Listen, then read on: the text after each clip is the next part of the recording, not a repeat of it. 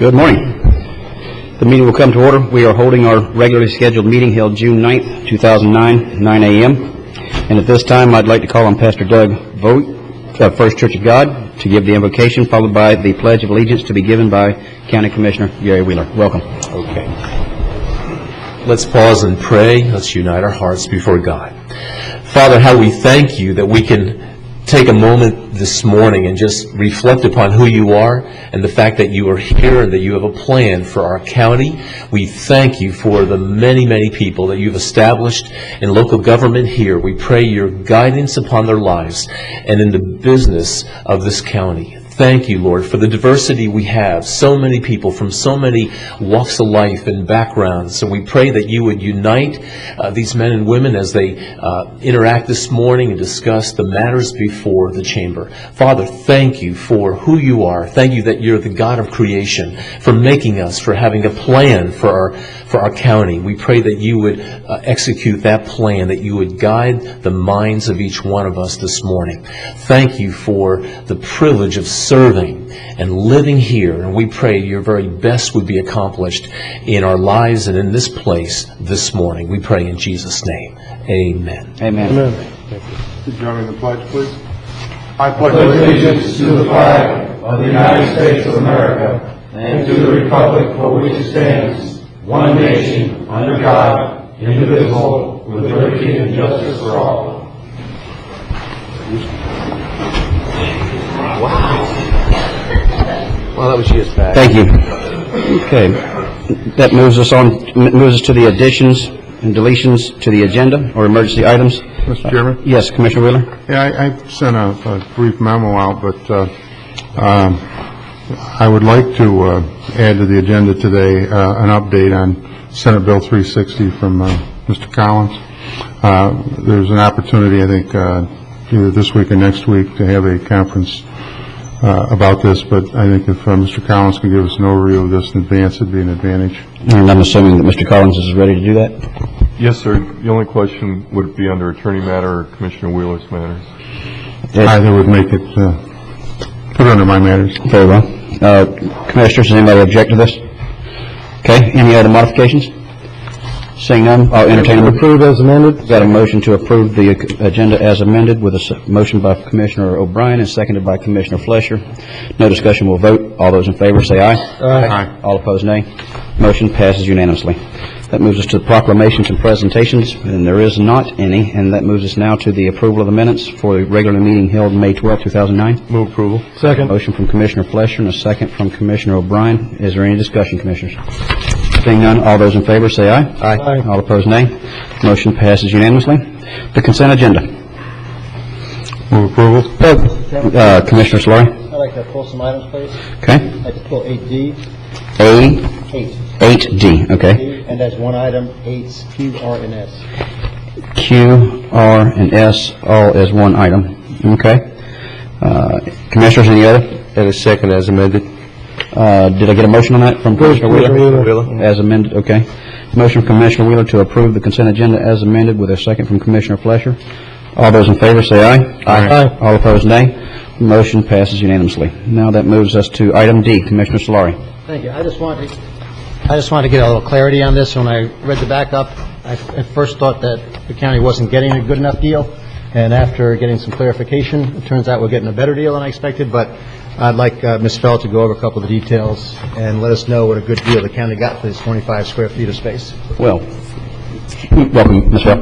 Good morning, Commissioners. Marion Fell on behalf of the County Attorney's Office.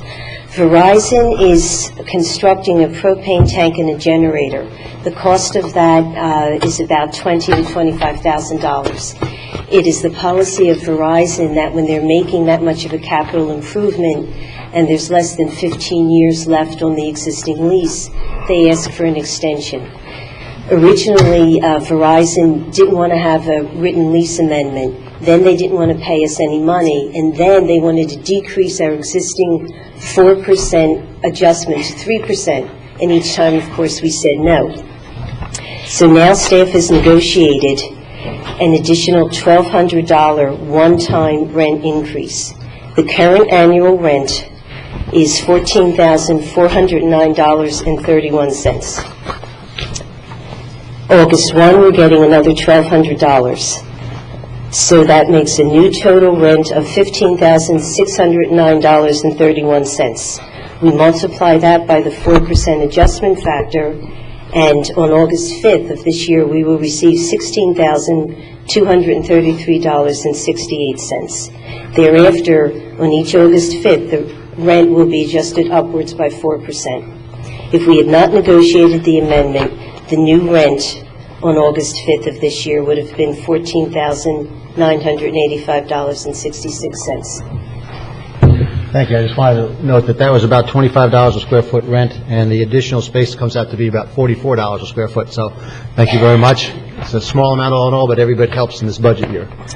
That's it for item D. I'll move approval. Second. We got a motion from Commissioner Solari to approve consent item D, and the second by Commissioner Wheeler. If there's no further discussion, we'll proceed to vote. All those in favor signify by saying aye. Aye. All opposed, nay. The motion passes unanimously. Thank you very much, Commissioner Solari. O, R, and S.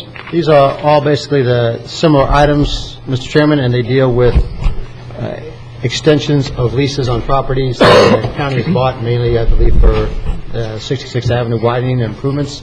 However, we talked about in the past rents, and there are no rents here. There are probably some reasons for it, but we'd like some clarification on this if we could. Mr. Moore. Yes. Welcome, Mr. Moore. Chris Moore, Assistant Public Works Director. These three parcels are were all purchased by the county in 2006, about 3 years ago. If the board recalls, back in May 12th, we came up with a new revised leaseback policy in which the first year of leaseback would essentially be at whatever rate is established at closing, and then we would strive to obtain market rate rents for these properties. These three, since they predate the May 12th leaseback policy by the board, and there has been no security obtained from these property owners, we were going to recommend that the existing $0 per month or $1 per month lease simply be extended until the property becomes until the road project becomes within 12 months of construction. Okay. Mr. Moore, I guess the only concern that I would have on this then is are the properties being maintained in an appropriate fashion? Yes, the property owners or the tenants are maintaining them. They're maintaining the utility bills, insurance, and keeping the properties in good order. Okay, thank you. Commissioner Solari? Still, at some point, we need to start, I think, considering rents for some of these properties. They don't have to be full market rents. The rents can be adjusted for the fact that the people are taking care of the properties and doing all the maintenance and all. But I view this as a gift to some individual property owners at the expense of the taxpayers in general. And I would prefer to see us starting to get some rents for these after the first year or two, however we decide when we initially purchase the property. But when we paid for the properties, my understanding is, I wasn't here at this time, but I understand we paid a premium for the properties, which is fine. I agree with that, and I have no problem with the initial free rent for the first year or two. But a lot of these road projects are taking a lot longer to accomplish than we originally expected. And basically, there are a number of property owners who are getting 2, 3, 4, 5 years of free rent at the expense of other taxpayers. And it's just my preference that after 1 or 2 years, we start charging some rent, which I think is the right thing to do for the taxpayers in general. And I can't say that I totally disagree with you, but I think there's just a wrinkle that in my opinion, you're overlooking, and that is to be able to have a willing seller on a homesteaded property or a property of any kind whenever we have a road project, and being just like-minded on the issue of property rights and the position the county's in whenever we need to get the real estate for a road widening project. In this instance, we have hammered out this agreement, and we had willing sellers. We've had willing sellers without real estate commissions being paid to attorneys, and which are several things that you and I do agree upon that gall us substantially. But with that being the case, this was as good a situation as we could get, in my opinion, and therefore that's why I'm in favor of continuing the agreements that we have had hammered out. And in the future, when we're negotiating prices on willing sellers, to incorporate that lease agreement would certainly be the time and the appropriate spot to incorporate that into some kind of a purchase real estate purchase and sale contract between the county and a home seller. If you tell me that that was the intent of the board at the time to give free rent for this period, then I'm fine with it and I'll go ahead. It was the intent of the board for the rent not to be an issue if we had a willing seller. Okay, I'm going to, just my statement's made, I'll move approval of items Q, R, and S. Okay? Second. Got a motion to approve from Commissioner Solari for items Q, R, and S, and it was seconded by Commissioner Flesher. Any further discussion, Commissioners? Seeing none, all those in favor say aye. Aye. All opposed, nay. The motion passes unanimously. Thank you, gentlemen. All right, that moves us to the public hearing. This is the public hearing for the ordinance amended to provide charging a registration fee for sex offenders and predators, career felons, and convicted felons. Memorandum dated May 28, 2009. It's pages 158 through 166 in your backup. Welcome, Sheriff. Good morning, Commissioners. This is an opportunity that we first brought to you on 5/19, seeking approval, as discussed earlier, to charge a fee for the sexual predators, sexual offenders, and career criminals that come to our county and register. Okay, Commissioners, you have any questions? Commissioner? Move approval. Well, we have to have a public hearing on it first. All right. So at this time, if there's no questions from... If I can sorry. Sure. While the sheriff's up, there are two options in the package, and I believe we have to select one of the two options. And I was wondering if the sheriff wanted to let us know which option he preferred. One allows more flexibility, and I'll allow General Counsel to explain that better. Good morning, Commissioners, Mr. Collins, Mr. Berry, Ms. Allen. We would recommend that the board go along with option one. It would allow the sheriff's office to secure remuneration for various services that we perform. As you know, we have to not only register all criminal registrants, sexual offenders, sexual predators, but depending on the category, we are obligated to physically see and make contact and verify all the information that they provide for sexual offenders twice a year, and for high-risk offenders and sexual predators 4 times a year, and that's in-person contact, follow-up. And that also doesn't include the additional sweeps that we do and additional contact that deputies do on the road in the zones in terms of making contact with these individuals, and allow us some relief from what is essentially a state mandated, unfunded mandate. So we would ask that you approve the ordinance with the optional language one. Thank you very much, Mr. Harper. Thank you. Any other comment from... Okay, at this time, since there's no comments from the board, I'll open this up to the public for a public hearing. Is there any comments from the public regarding the ordinance amendment to provide charging a registration fee for sex offenders and predators, career felons, and convicted felons? To just for your, if you wanted to know, the initial registration fee will be $50, and then it's for $25 each year after that. And if you require an address change, it would be an additional $10. I have one question. Let me conclude the public hearing. If there's no public hearing, we'll close the public hearing. Let the record show that ample opportunity to address this issue has been provided to all. Yes, Commissioner Wheeler. You know, we're lumping sexual offenders in with sexual predators and career criminals and so on and so forth, and I would like the sheriff or his counsel to explain the difference between an offender and a predator.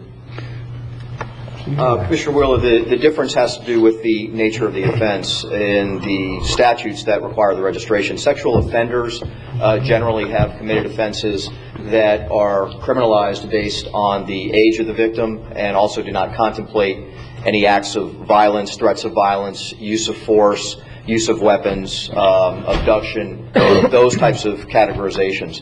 The sexual predator and the high-risk offender have generally, by statute, committed offenses that have involved use of force, violence, threats, abduction.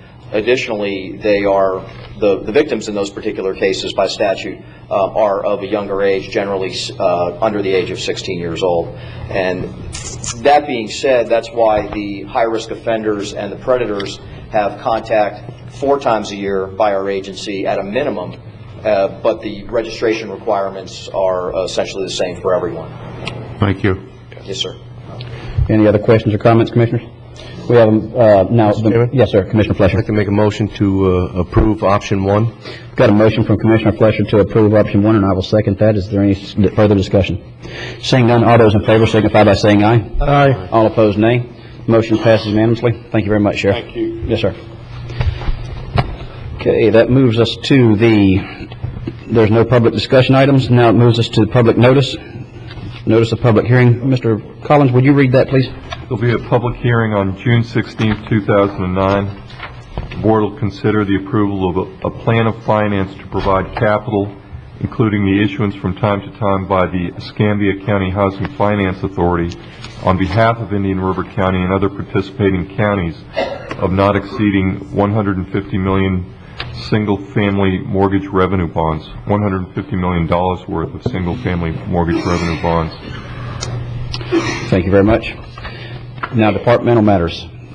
Moves us to community development. It's consideration of agreement for donation of county-owned surplus property to nonprofit housing organizations for the provision of affordable housing. Memorandum dated May 28th, 2009. Welcome, Mr. Keating. Mr. Rahani. Good morning. I'm Bob Keating. I'm County Community Development Director. This item relates to the county donating surplus property to nonprofit organizations for the provision of affordable housing. This really began about 3 years ago when the legislature passed House Bill 1363. That bill required all local governments to prepare an inventory of all properties that the local government owned and identify which properties were appropriate for affordable housing. County did that the next year in 2007, and we identified 441 properties that the county owned. Of those 441, only 10 do not have a specific purpose, such as right-of-way, stormwater, parks, something like that. And of those 10, one was determined to be non-buildable. So we had 9 properties that were determined to be appropriate for affordable housing. When the legislature passed its bill, it also said that each local government, for those properties that are appropriate for affordable housing, either should sell them and use the revenue from the sale to provide affordable housing, or to donate the property to a nonprofit for the provision of permanent affordable housing, or sell them to a for-profit organization for use as permanent affordable housing. Subsequently, staff recommended that the properties be donated to an organization that had a community land trust. That's probably the best way to assure affordable permanent housing, because a community land trust actually owns the property, owns the dirt, and an individual will actually own the vertical improvements on that. All that didn't work out, even though the Coalition for Attainable Homes did create a community land trust. So subsequently, staff worked with 3 nonprofit housing organizations that were interested in receiving these donated properties, and that's Every Dream Has a Price, Habitat for Humanity, and the Coalition for Attainable Homes. As we worked with them, we came up with an agreement for which properties each of the nonprofits would take. Every Dream Has Its Price will take 4 properties, Habitat for Humanity 2, and the Coalition for Affordable Homes will take 3. We've spent some time in putting together agreements with each of the groups, and those have now been finalized, and they're attached to the staff report.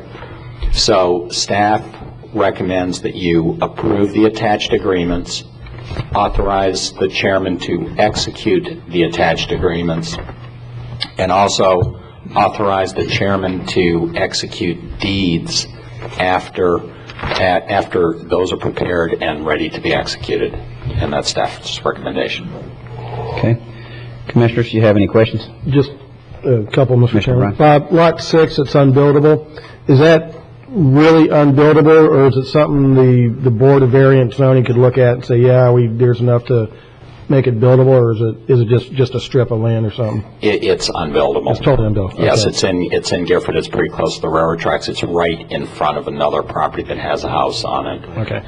And then the second thing is the three main nonprofit agencies are all happy with the distribution here of the homes, and that's all been worked out, and everybody is pretty well settled with what they're getting. I hope they are. I know I saw some representatives here, so... Bob, I've got a question along those lines. We have a tremendous opportunity to help provide affordable or attainable housing, and I guess there's several ways that we could do that. And are we using this as an opportunity to prime the well for some perpetual money to be able to help for this to really never go away, but just keep being recycled? There's value in the lots. We want to help individuals get into the properties, and therefore we have a tremendous opportunity with these lots to do that. But if it's not structured properly, it could be a one-time grant, and and then after that, there's nothing else left.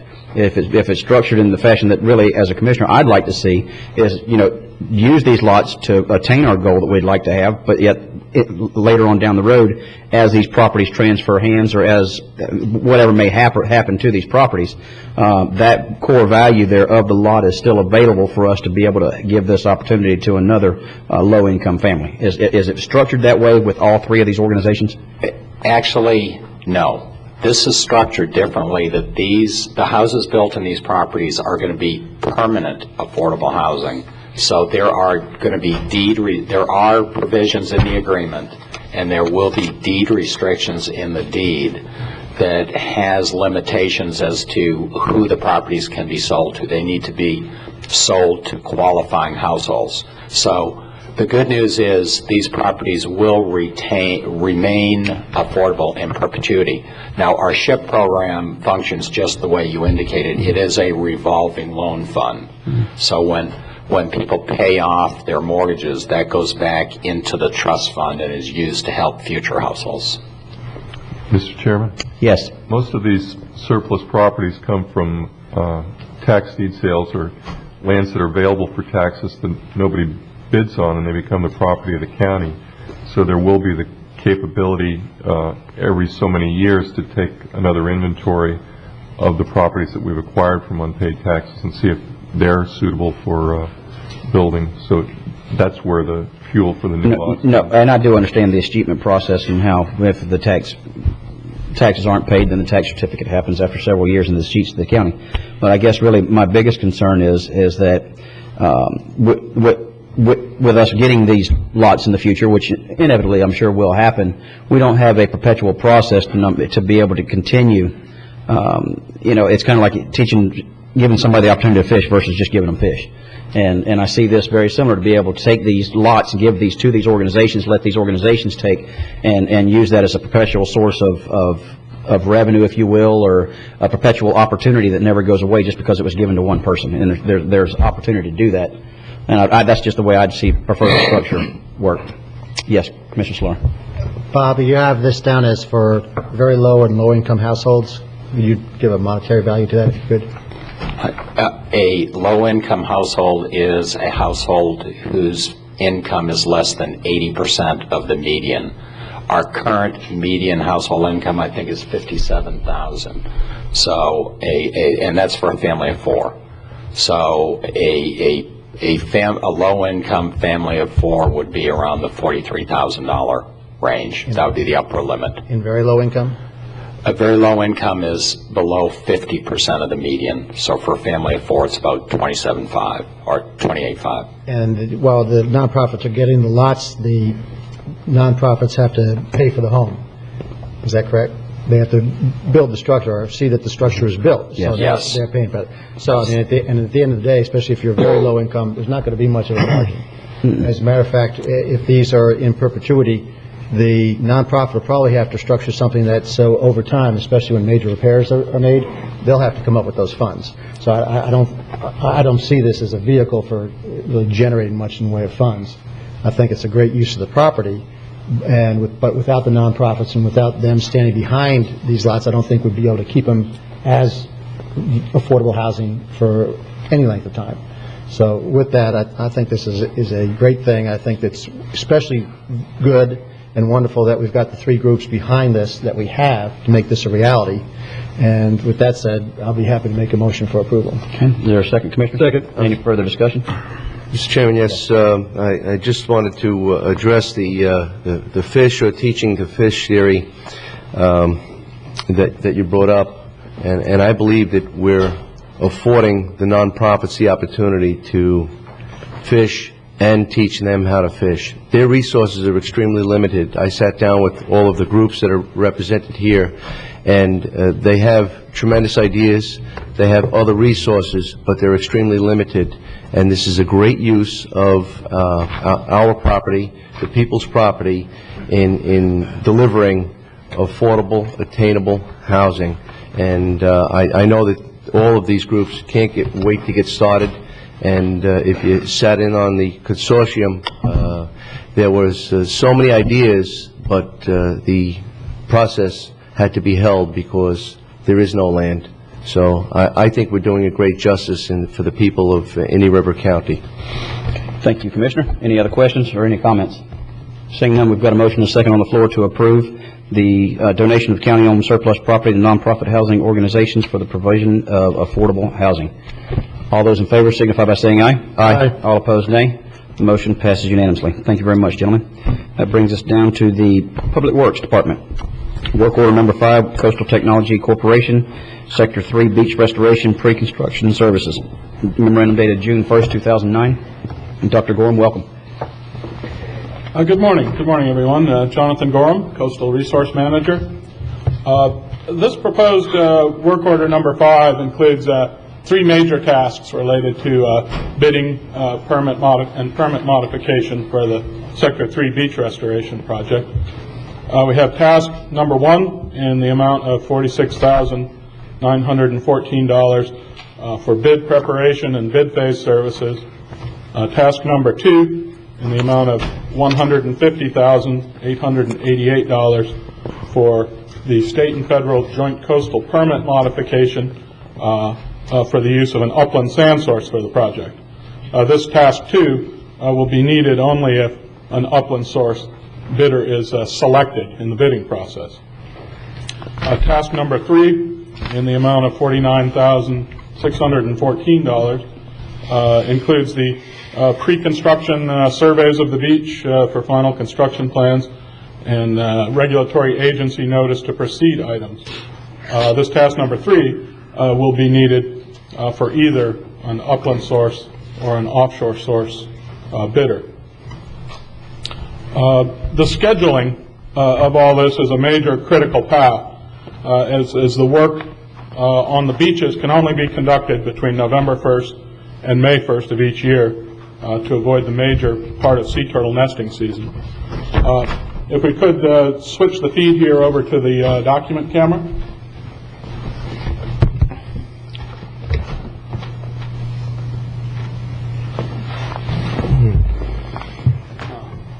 Thank you.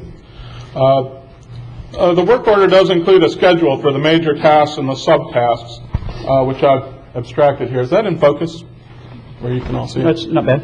Okay. We've abstracted the information from that here. What we need to preserve is the potential for constructing at least a part of the project before the May 1st, 2010 beginning of sea turtle nesting season. And this depends in major part on how quickly this permit modification task can proceed. Basically, we're looking at, in task number 1, beginning immediately on approval of this work order to establish the ranking criteria for bidders and contract award process, beginning as we say, immediately, finishing by June 23. Concurrently with that, we would be generating the technical specifications for both the upland and offshore sources, also completed by June 23. Following the completion of those first 2 subtasks, we would then prepare the final bid documents to be completed by June 25. The bidding period we're anticipating is from 30 June to 30 July.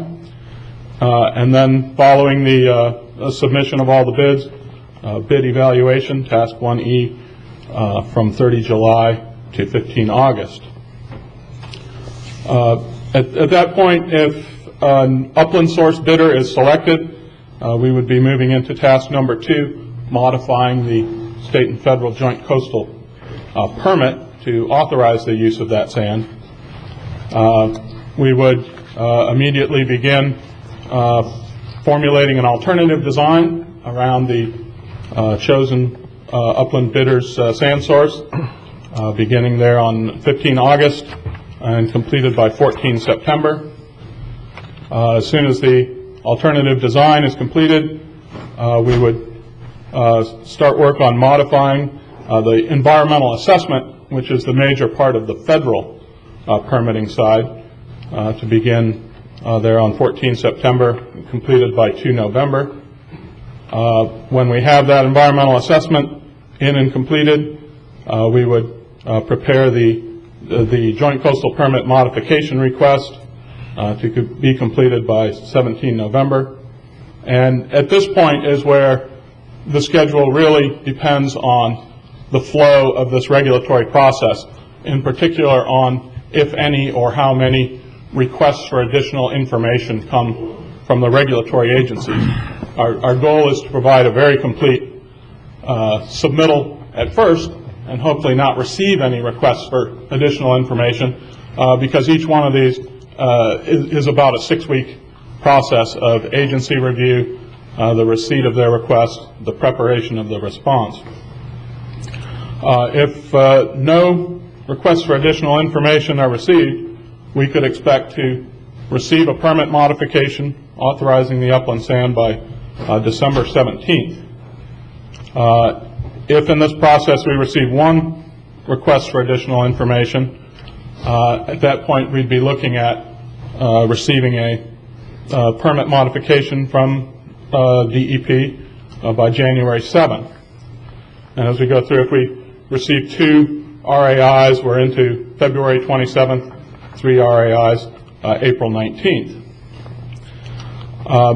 Task 2E is the alternate final design, which is the modification of the construction plans and technical specifications to be in conformance with the issued permit modification. If we receive no RAIs, we would expect to have that alternative final design completed by 17th of January 2010, with one request for additional information and subsequent issuance of the modification. We'd be looking at March the 6th. And again, with the 2 and 3 RAIs, we're moving into April and June, and outside any period where we could issue notice to proceed for construction before that May 1st deadline. And task number 3 is represents the time at which we could award contract and give the bidder a notice to proceed. If an offshore sand source is selected in task 1, we would expect to be able to issue contract award and notice to proceed on about September 15th of 2009. Actual construction does have to wait until November 1st of any year for marine turtle season. If we select an upland sand source and we are able to modify the permit with no request for additional information, we feel we'd be able to issue notice to proceed to an upland contractor by January 17th of 2010. With 1 RAI received, we'd be looking at March 6th. And if we receive 2 or 3 RAIs, the timing is such that construction would have to proceed then on the following November 1st of 2010. In formulating this schedule, we've tried to hold to a tight schedule, but a very workable and what we feel is a feasible one. We certainly want to try and push any of these dates forward as quickly as possible. We hope to have some time savings perhaps in some of these steps, but this is a schedule that we feel is definitely achievable.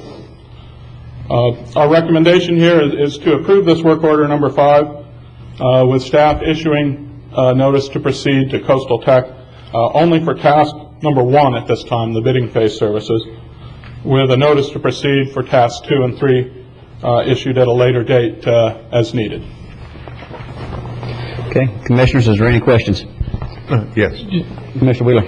Yeah, I just wonder, how is, refresh my memory, but the funding following the schedule? In other words, in relation to this, where's the funding? Have we got all the funding we need to complete this?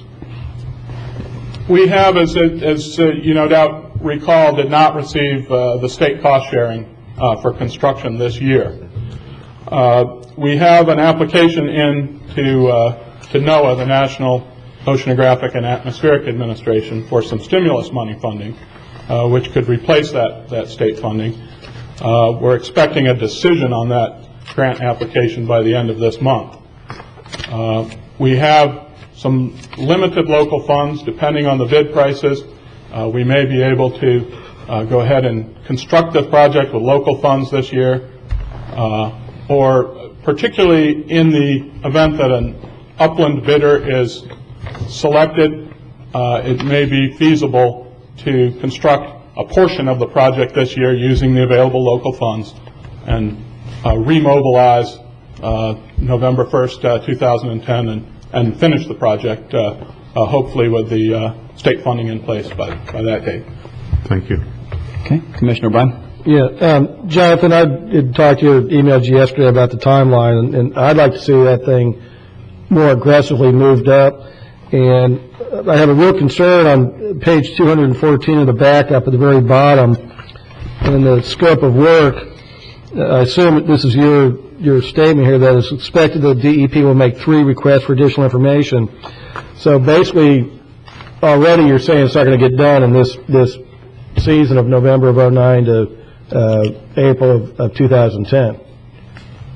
Well, I guess my follow-up question is, we've already got a project that you've said is near approved as it stands now, and just some minor, really, mitigation aspects, and the actual renourishment project has been pretty much blessed by DEP. And I guess my question is, for $150,000 to resubmit the application with just an alternate sand source, there shouldn't be any RAIs in my point of view, and that we need to make sure this thing gets done this work season. Yeah, in the work order, the consultant has budgeted for 3 RAIs, and that's the expected part. We certainly hope and are going to do our best to have no RAIs on the project.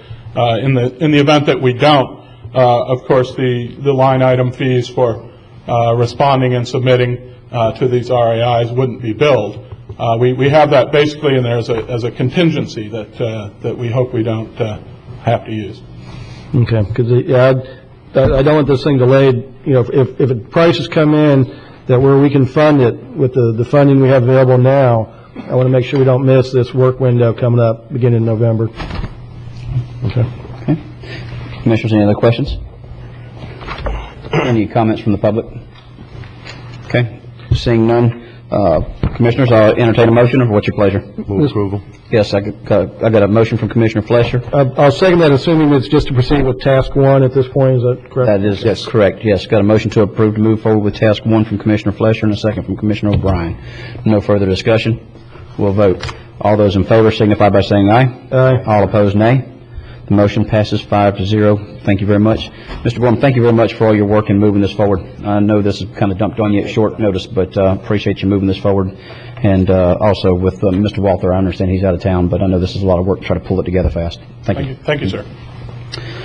All right. That moves us to the next portion of our agenda, which is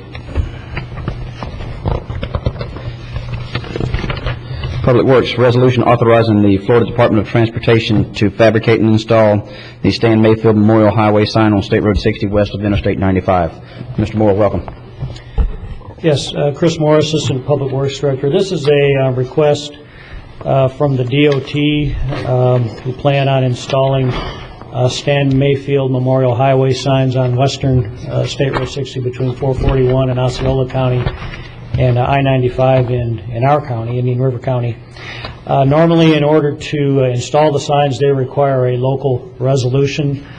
They've programmed $800 in their current year budget to do the sign fabrication and installation. We have a little bit of a issue with the legislation. It was actually part of a House Bill 847. Then in addition to the Stan Mayfield Highway renaming, they had 6 other honorary state road renamings as part of that bill. It went through first reading before the legislature. It was referred to the Economic Development Committee, and then it kind of languished and was never actually passed or put before the legislature for a full vote. As typical with those bills, it was withdrawn just before the end of the session, so it was never formally passed by the legislature. The board, DOT is requesting this resolution. The board actually had a couple of options here. You could defer action on the resolution, or you could pass the resolution and make it contingent upon legislative approval. Either way, I think that since the DOT is planning on putting the signs up, they've gone ahead and fabricated them in advance. They would simply hold them until the bill is passed. Okay. Mr. Chairman, I'd like to move the resolution contingent upon the legislative approval. Okay. Second. I'll second that. All right. Under discussion? Yes, Commissioner. Is there a third option? If the county says no, would the state still, it's a state highway, I realize, but why do they need a resolution from us if they can? They need that resolution just to show that there's local support. They wouldn't put the signs up without our... Okay, I personally have a problem with this, and not on a personal level, but just to,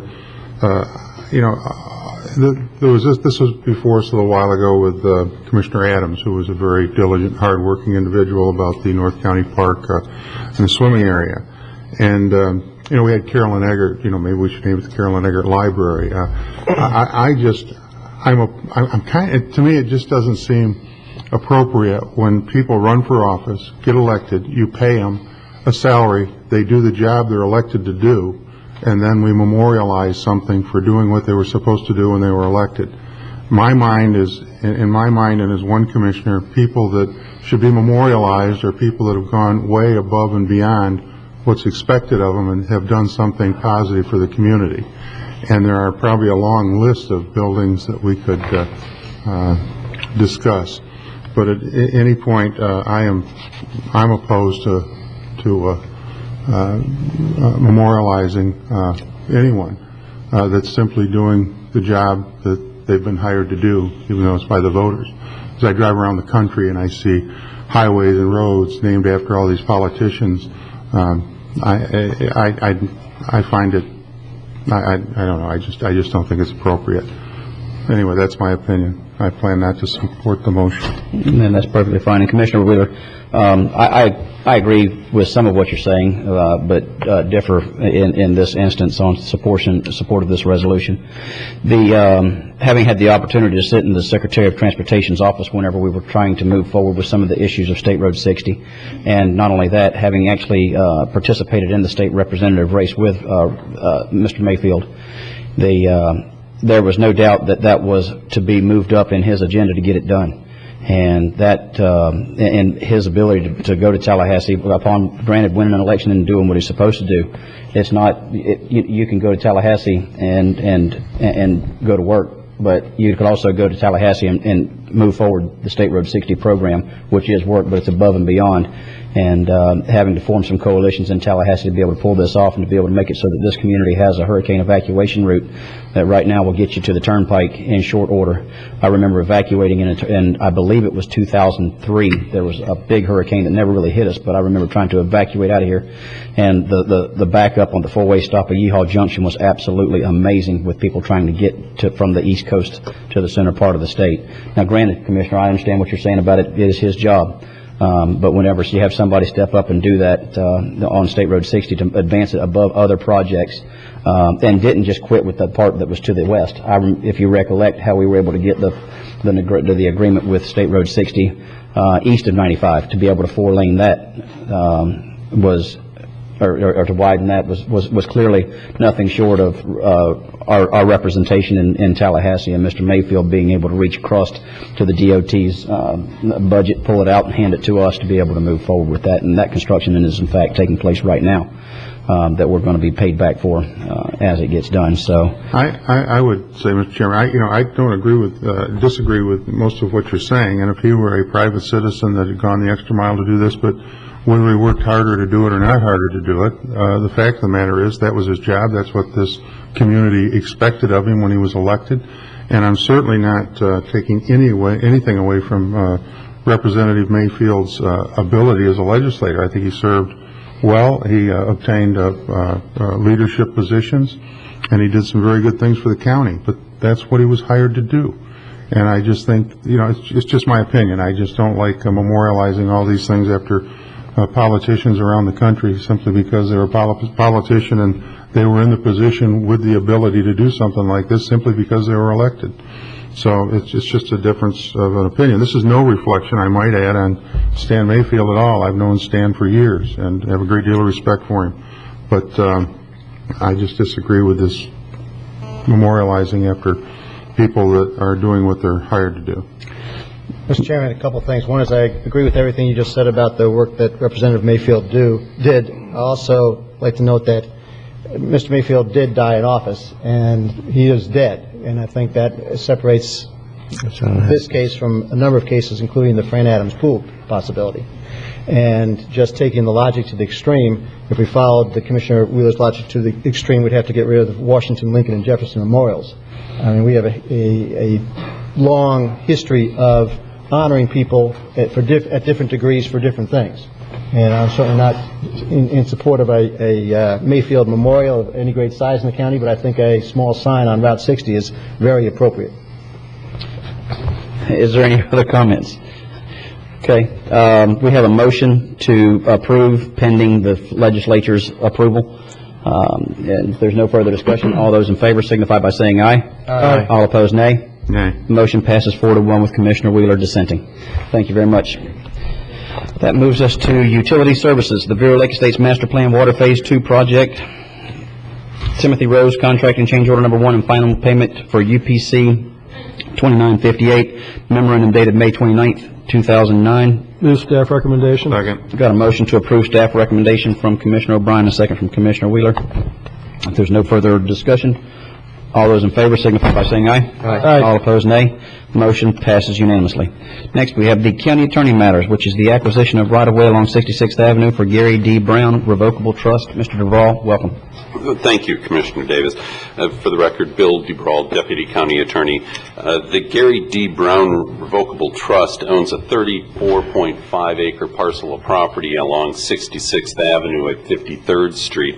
The county needs to acquire 6.33 acres of property from the trust. That consists of a 1.376-acre pond site, 2.2 acres of right-of-way, and that also includes a 2.7-acre Murphy Reservation that exists on the property. If you take a look at your screen, you can see where the pond is indicated there in the upper right-hand corner in red. The right-of-way line is the furthest yellow line to the west, or toward the top of the page there.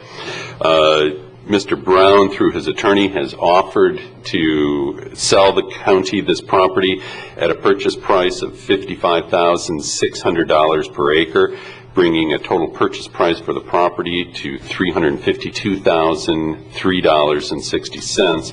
There are engineering costs involved of $7,000 and attorney's fees of $26,400. This is the same price that the county paid for the Ayub parcel back in May, and acquisition of this parcel will complete the necessary right-of-way between 53rd and 57th Streets. If there are any questions, I'd be happy to answer them. Commissioners? Mr. Chairman, again, I have a couple issues here. First of all, the original agreement with Mr. McGuire was that he would bring sellers to us at the appraised value, and then he gets a 5.75 or 7% basically commission for his efforts. never in that original agreement that was brought to us was there any engineering fees or value-added fees and things like that. And so one is, it's 7,000, this is just raw land. There's no issue here about a homestead being threatened it's just blank raw land. $7,000 in engineering fees at $250 an hour. That's 28 hours of engineering time on raw land. I'm totally opposed to that, and then McGuire's getting his commission on that as well. So at some point, we need to start negotiating these things, representing the taxpayers of Indian River County, and not supporting McGuire's buddies in Orlando and giving them this free engineering work. I see no need for engineering on this site, particularly not $7,000 worth. And for McGuire to add that in and get his commission on that was not in the original agreement we signed with McGuire. The other issue is the owner bought this property in 2005, basically at the peak of the real estate market for $59,000 an acre. And 4 years later, in a crumbling real estate market, we're almost paying him that same price. So I just cannot get my hands around these appraisals, and I'm certainly opposed to paying any engineering fees on this acquisition. Commissioner Solari? I'm going to actually ask Commissioner O'Brien. Commissioner O'Brien, it seems to me that a lot of these cases, a lot of these purchases have a number of problems, including the ones you articulated this week and so well articulated last week. And it seems that they're repetitive, and to some degree we're approaching it at somewhat piecemeal fashion. I'm wondering if we ought to ask the staff to take a complete review of the way we purchase these properties. I think in the 6 or 7 months since I've been here, we've made a number of purchases, and I think there are enough of type of problems that staff can analyze it and see if there isn't a better way forward. And if that's something you'd like to do, I'd be happy to tack that onto a motion. Yeah, absolutely, because again, in the original agreement with Mr. McGuire, it was the sellers would come at appraised value, and then we would pay him his commission for bringing that. There's nothing in there about these engineering fees, which I think are just added on to create more income for McGuire and his buddies. And I think we do need to take a look at, and this isn't, the property owner isn't getting a penny more. Those engineering fees are going to somebody in Orlando. They're not going to the Indian River County resident who owns the property here. And, if McGuire thinks it needs engineering, fine, he can pay that out of his $26,000 fee for doing this. But I don't see why we're paying the engineering fees on this when the original agreement was it's just appraised value and McGuire's commission. Mr. Chairman. Yes. By law, by statute, the landowners are entitled to hire experts to give them their opinion and their input as to the purchase, as to the purchase through the eminent domain process. So an engineering fee in a 6-acre purchase, including a pond, including all the other stuff that goes into the analyzation of this type of purchase in respect to the remainder, is something that you're basically going to have to get used to, because it's going to happen. As far as willing buyer, willing seller, we do not have that in this situation. We have someone who is not willing to sell, and that's why we're paying a premium for these prices.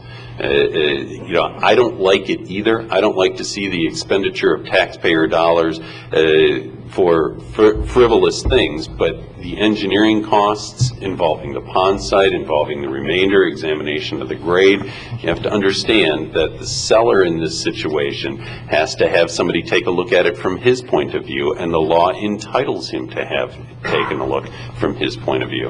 And as far as padding a bill or enriching buddies of Mr. McGuire, that is not the case in this situation. It is a private engineering firm that is experienced in taking a look at eminent domain from the standpoint of the seller. So I disagree, Commissioner O'Brien, with your characterization of the engineering fees as being an added bonus to someone. Well, Bill, maybe we need to go back and look at the agreement you brought to it with Mr. McGuire, because it's my recollection that he was bringing willing sellers to us, not eminent domain cases.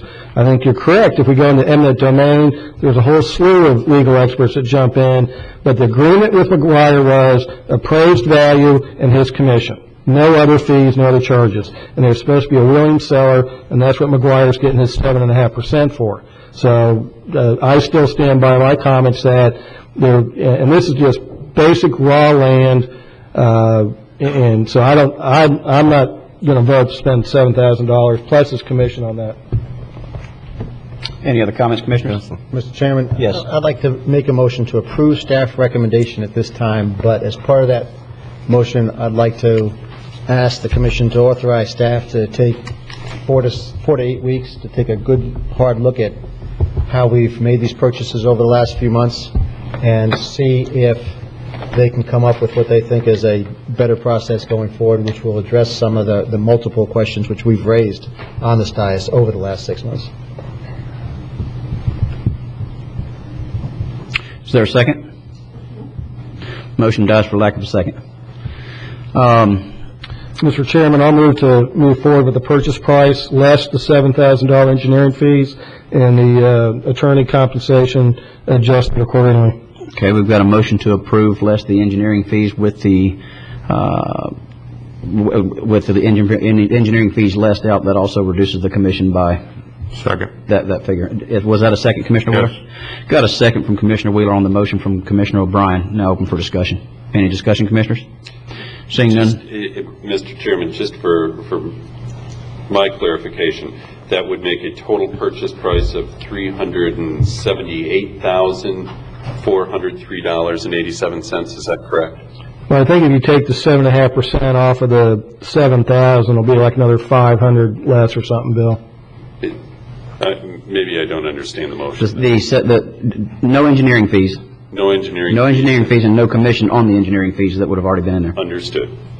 And exactly what that is off the top of my head, I'm an auctioneer. I can do numbers fast, but I can't count them fast. I'll be able to calculate that. Thank you. Yeah. Any other discussion? Seeing none, all those in favor signify by saying aye. Aye. All opposed, nay. Nay. The motion passes 4-1 with Commissioner Solari, dissenting. Thank you. Thank you. Okay, that moves us to the commissioner matters. Commissioner, how's your leg? You okay? Okay. Everybody's concerned. All right. Now we have Commissioner Wheeler under your matters for the emergency item on Senate Bill 360 for the update from Attorney Counsel Mr. Collins.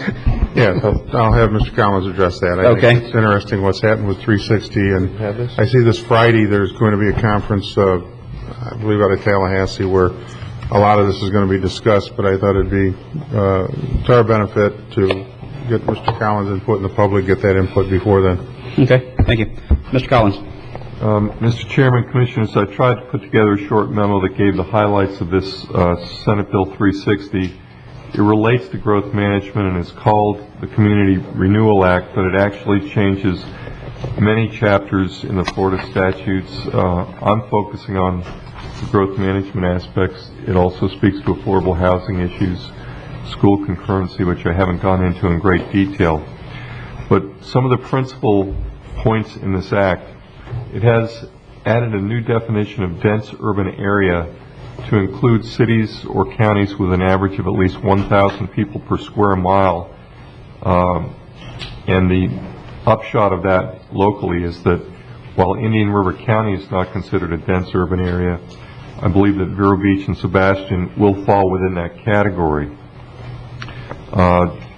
It also provides that annual updates to the capital improvements element of the comprehensive plan need not comply with the financial feasibility requirements until December 1st of 2011.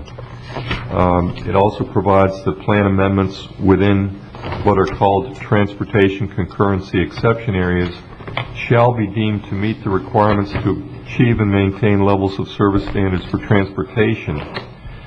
These transportation concurrency exception areas include dense urban land areas such as are newly defined to be Vero Beach and Sebastian, urban infill areas, community redevelopment areas, downtown revitalization areas. The practical effect of this is that Vero Beach and Sebastian will not need to test for traffic concurrency. They're deemed by the statute to comply because they're dense urban areas where infill is trying to be encouraged. However, developments within those cities may have adverse impacts on the level of service of the roads in the unincorporated area, which could end up loading trips on unincorporated roads and precluding the ability to do projects in the unincorporated area. That's a hypothetical situation, but it could happen. Any DRIs that have already been approved would not be affected by this act. Any of their contracts, agreements, development orders are not going to be limited in terms of their right to build out. Another provision says that no impact fee ordinances or increased impact fees can be adopted without giving 90 days prior written notice. However, any decrease, suspension, or elimination of impact fees requires only 10 days notice. So they're putting a brake on increases but not changing the ability to decrease. Because they've adopted these transportation concurrency exception areas where you don't have to test for traffic concurrency, the legislature has asked the State Land Planning Agency and the Department of Transportation to come back to the legislature with a recommendation for a mobility fee as a replacement for the existing transportation concurrency system, and we'll have to see how that works out next year. There's also a provision in the Act that allows any local government to extend development orders or building permits that would have expired between September 1st of 2008 and January 1st of 2012 for a 2-year period following the date of the expiration of that permit. It's not an automatic thing. It requires the holder of the permit to apply to the county in writing no later than December 31st of this year, no matter whether their permit expired last year or might expire in the upcoming years.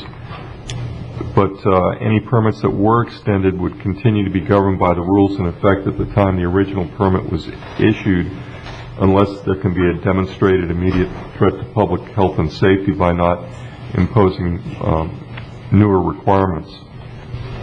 There's also a provision that if an RV park is converted to standard residential use and it has sufficient infrastructure and it's not in a coastal high hazard area, that they can maintain their RV park density at the time of conversion to, say, a standard single-family use. That's just some of the highlights. There are other changes dealing with affordable housing and school concurrency. I haven't examined that in great detail. The title of the Act itself is 8 pages long, and the Act runs 82 pages, but I thought those were some of the issues that you should be aware of. And if you have any questions on any of these points, I'd be happy to talk to you about them. Mine's, I guess, more on our, and I don't know if Bob Keating's out there or anything. Bob, do we count the city of Sebastian's concurrency right now anyhow, inside the city limits, with them having their own building department? I know as soon as it comes out of the county, we count it, but I don't know whether or not there's a change there. No, we are not reflecting trips in there. But now in Vero we do. In Vero, because we do building permitting for the city of Vero Beach, we also do concurrency for the city of Vero Beach. So the concurrency change for this would really just be what we do in Vero Beach, right? Yes. Okay. All right. Commissioners, any questions or comments? Okay.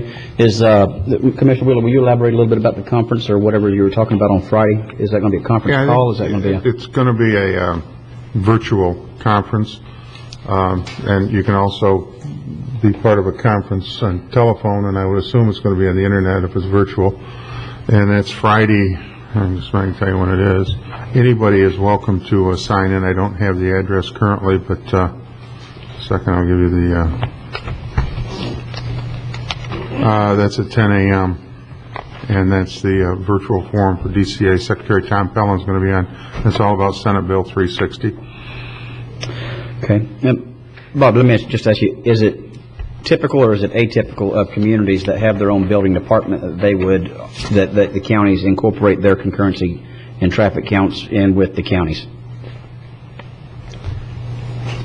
I think throughout the state, I think most counties and municipalities do not coordinate.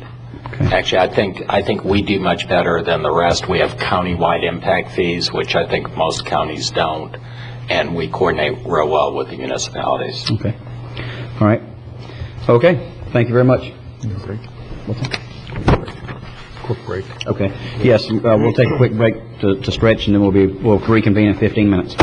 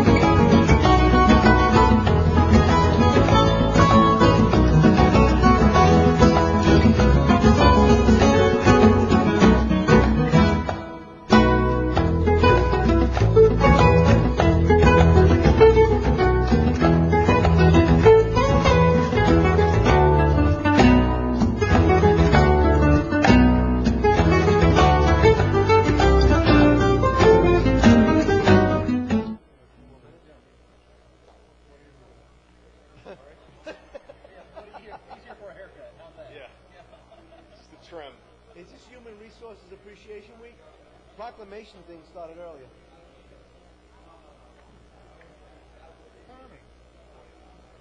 Hey, how many minutes we got? 5. Charlie.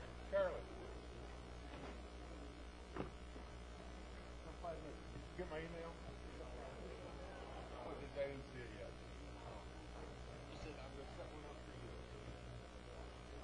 I don't want to fly.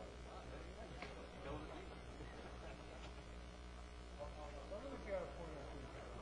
I'll take your credibility.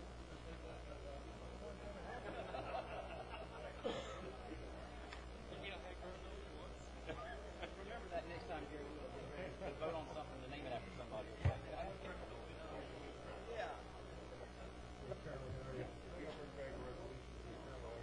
Yeah, that's it. That would be consistently and consistent.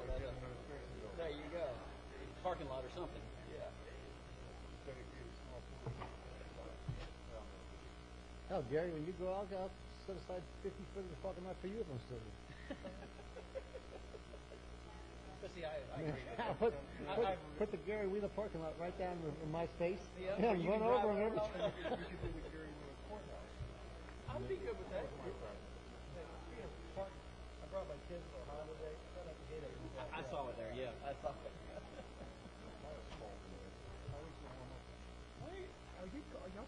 No. It is? Just by words, right? By words? Get this on. Ready? Meeting will come back to order. We left off with Commissioner Wheeler's emergency item on Senate Bill 360, and that brings us to Commissioner Solari. Your item on, let's see, which is the county administrator issue. So have at it, Commissioner. Thank you very much, Mr. Chairman. Before we get to the substance of today's discussion, I'd like to say a few things. First, I rarely speak for my fellow commissioners, but in this case, I believe I can. None of us condone drinking and driving. We all recognize the dangers of driving and drinking, both to the driver and, more importantly, to the unsuspecting citizens. It is wrong and should not be done. If there is one good thing that I hope comes out of all this, is that the dangers of drinking and driving are made clearer to us all, and that the publicity which this case has brought reduces further examples of such irresponsible behavior. For the benefit of those who do not know exactly what the item is that I have put on the agenda today, I would like to read it. I have requested that the county attorney get together with Human Resources and whoever else he deems appropriate to put together a presentation for the commission to be given at this meeting to discuss a process going forward which addresses the rights and duties of both the county administrator and the county regarding the county administrator's recent DUI address. I also noted that my fellow commissioners probably had a number of questions and suggested they submit them ahead of time so they could be addressed during the presentation today. I would also like to note that this is the first time that this matter has been discussed among the commissioners. It may seem strange that we have not discussed such an important matter, but the sunshine laws of the state of Florida prohibit commissioners from discussing anything that may come before us for a vote, except in a properly noticed meeting such as the one we're at today. I do not doubt that there are members of the public who would like to speak today, and I know that our chairman is a great advocate for allowing the public to speak. I am, however, going to recommend that we do not have public discussion today. The main reason is that, as the county administrator points out, public discussion could increase the county's potential liability for a violation of the county administrator's civil rights. As the county attorney has pointed out, the public can, and indeed has, made itself heard through calls and emails to the commissioners and through letters to the editor. I, for one, would welcome any additional comments from the public, and all are welcome to call, email, or write. To some, it may appear that the county commissioners are moving slowly on this matter. We may well be, but there are some good reasons for this. First, this is an issue which rarely comes before the commissioners, and it is important that we act judiciously and with care. As the county attorney has pointed out, the county administrator has certain rights, property rights and due process rights, which ought to be respected. One thing that I've learned as a public official is that process is very important in the public sector, much more important than in the private sector. There are a number of reasons for this, but for me the most important reason for respecting the process in government matters is because of the coercive power of the state. When the state is involved, the playing field is not level. It is imperative, especially in a representative democracy, that the citizens' representatives, in this case your Board of County Commissioners, do what we can to ensure that the power of the state is not abused. This said, Mr. Chairman, if I may, I'd like to turn this over to our county attorney. Mr. Collins? Thank you, Mr. Chairman. Thank you, Commissioner Solari. I've been asked to focus on a few issues, principally the rights and duties of both Mr. Barrett, our county administrator, and the county commission in going through this process.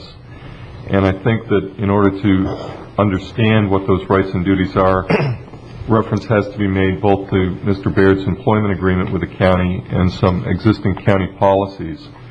I'm going to start with contractual rights, and to some extent our Human Resource Director, Mr. Sexton, may speak to some of the county policies and especially how they've been applied to other county employees in the past, because there's been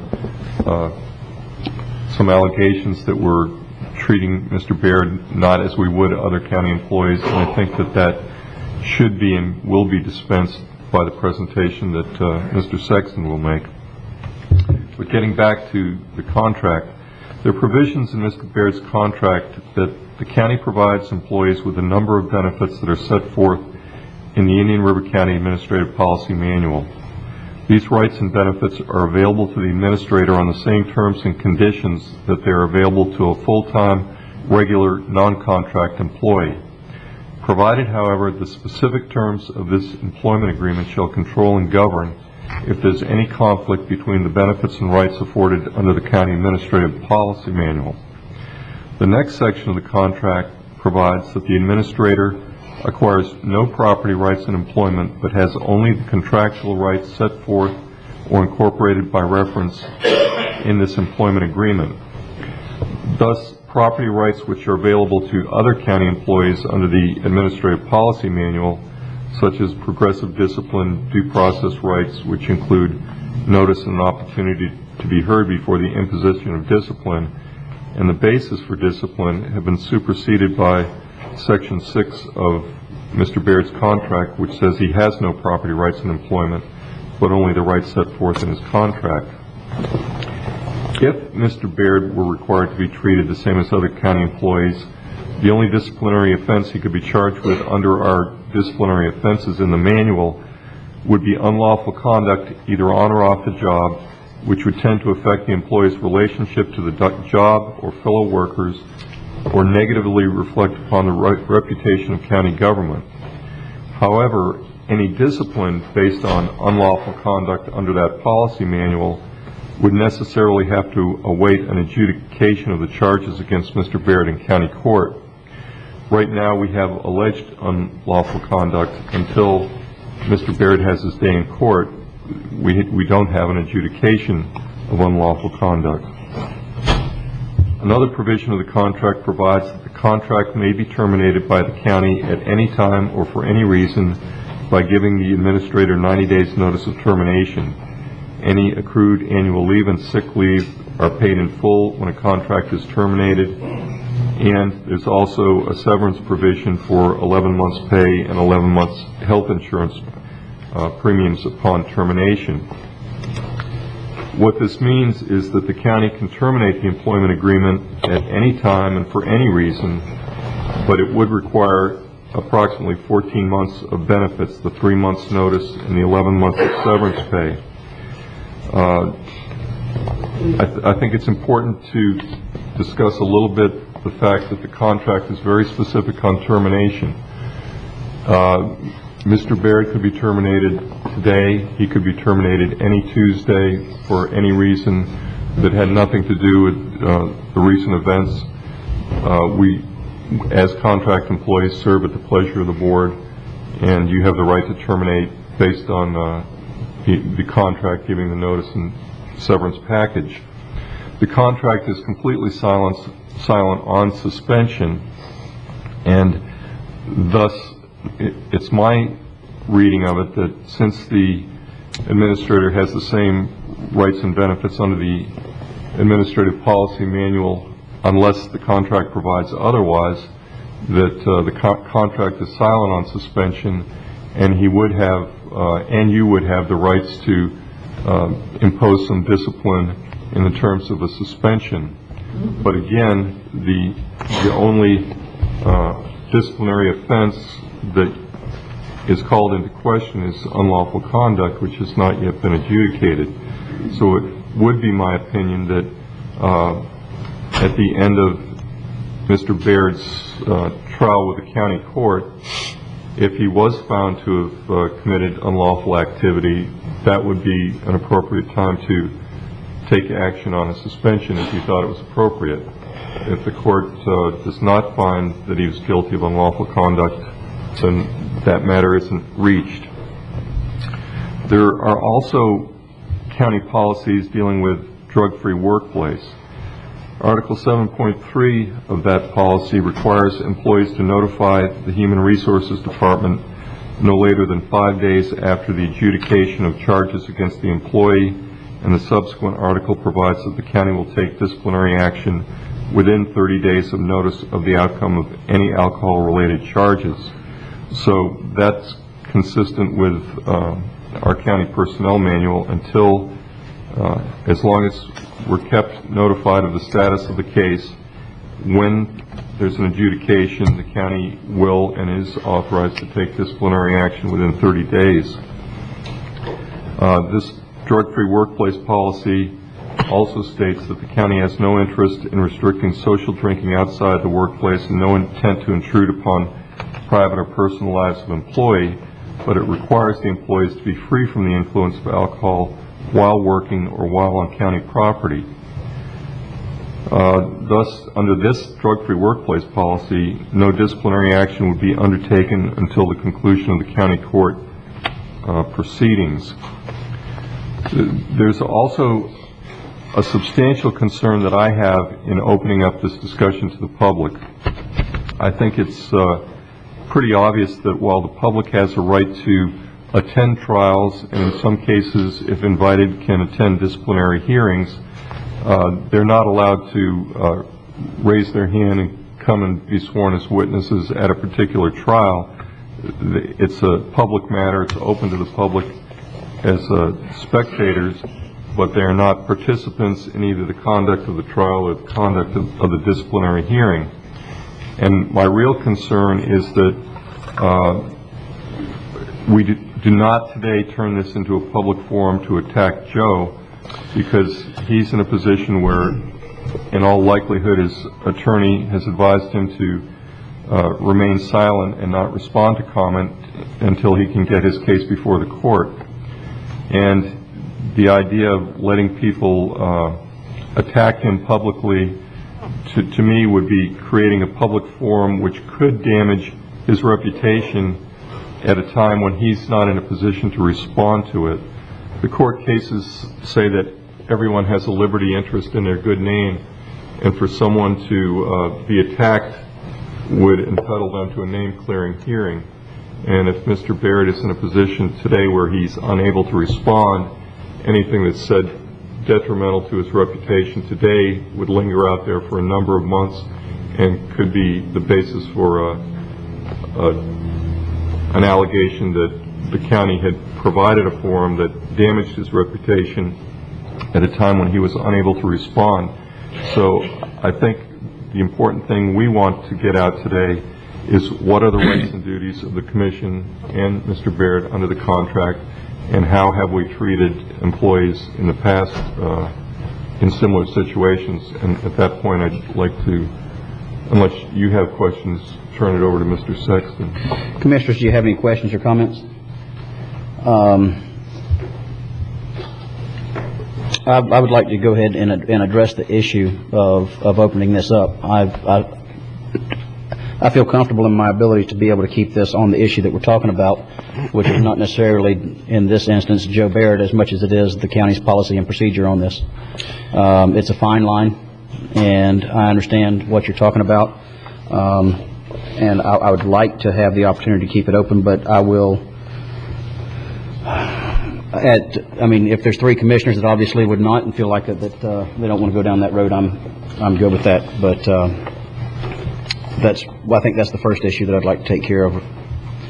Well, Mr. Chairman, my original intent was to get good public hearing on what the rights and duties of the county administrator and county were, and to work towards a process going forward. It wasn't meant for public discussion of it, because, again, I think that our county attorney is right in this case.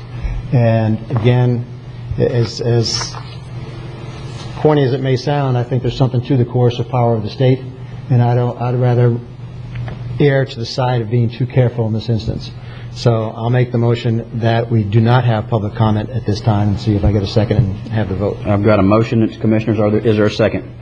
I'll second that motion. Got a motion and a second. Any discussion? Mr. Chairman, I just wanted to ask counsel again. There was an inference about this discussion being aligned towards a trial or disciplinary hearing, and it was not my understanding that this was either. So, such being the case, I didn't understand the cause to believe that this would be a public outcry. We've already heard some information. We've already seen information. We've read it in the paper. We've seen it on TV. We've, quite frankly, haven't been able to go to a convenience store without hearing about this topic. But that's the public's right to voice their opinion, and I believe that this forum also may be that same element, as it was customary in all other courts, to be able to express their opinion. If what I'm asking is, if they kept it on course, if it was about the topics that are being presented, would there be any damage to the merits of the future application of this case? If the discussion goes to the process and goes to county policy, perhaps not. I'm just a little apprehensive that it would stray from that, and this is not a trial. This is a forum to talk about how we deal with a situation that is in the legal system and will come back to us at a point in the future. But again, it's not a trial or a disciplinary hearing, correct? No, it's not. Okay. Any other comments, Commissioners? Yes.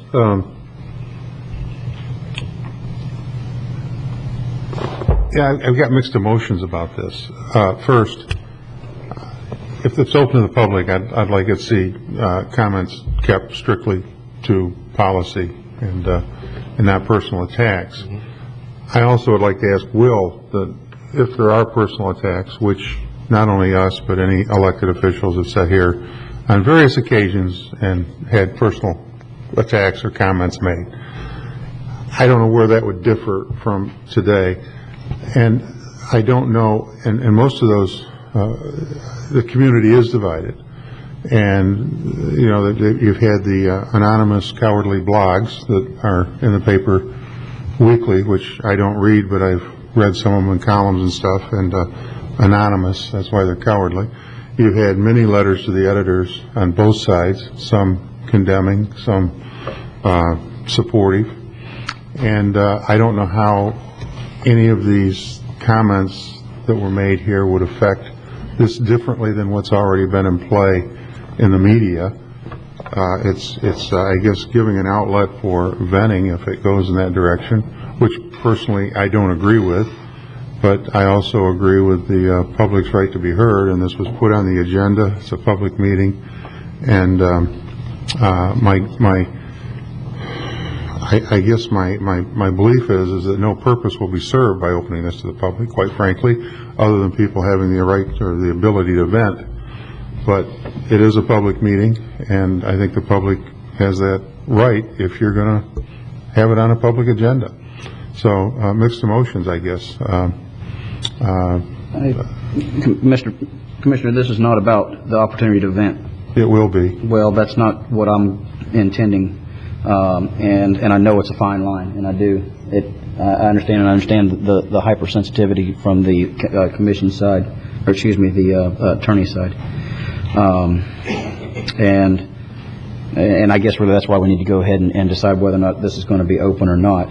It is not intended to be a venting scenario. If somebody wants to vent, we have a portion of the agenda for that where anybody can talk about anything on the agenda for through the citizen input portion of the agenda. But let me ask you a question then, Mr. Chairman. Yes, and I agree. You run, in fact, the county commission forever, when I've been involved with it, has been very open to public and public input, unlike some other government entities. And I think that's consistent. But I want to ask you, if they are to comment, and if you can keep those comments to what Will has stated and what Mr. Sexton's going to comment on, what are we looking at a resolution or an ordinance here as to whether our policies are appropriate or not appropriate? Or I don't understand, other than, and maybe I'm wrong, but other than the vetting process, I don't understand what will be accomplished. So if you can explain that to me, that could help me vote one way or the other, I suppose. The best, of course, not being able to speak to Commissioner Solari about this whenever he put it on the agenda, understanding what was coming forward is not about a particular administrator. It's about the way the county has had the policy in place for other employees. And you're right, I cannot keep individuals from making comments outside the realm of appropriate and inappropriate discussion. I would certainly need to ask for their professionalism in this situation. And I understand, I understand the fine line that it approaches, but at the same time, being chair, I just don't feel like I could unilaterally make the decision of public input or no public input on that. And well, I'm all for public input. I think we work at the will of the public, and the public should have a right if it's on the agenda. And you particularly, Wesley, and other chair people, including myself in the past, even though we don't have public hearings on many of the subjects we broach, everybody that's ever been in this audience has had a right to come up and comment on it. And I think if that is foiled in this situation, it's inconsistent with the way we've done business. And I will. So with that, you can call the question. Okay. Mr. Chairman, if I might, supporting Commissioner Solari's motion, I'd like to go back actually to the last meeting in May when this was proposed to be put on as an emergency item, and Commissioner Solari voted against it. And I would just like to say I support what Commissioner Solari did at that meeting. We had no information with which to make decisions upon. We didn't have any copies of our policies or case history. We didn't have an opinion from our attorney at that time. And I don't think we were in any position to make a rational, clear decision at that point in time. So I support Commissioner Solari in not bringing it forward as an emergency item.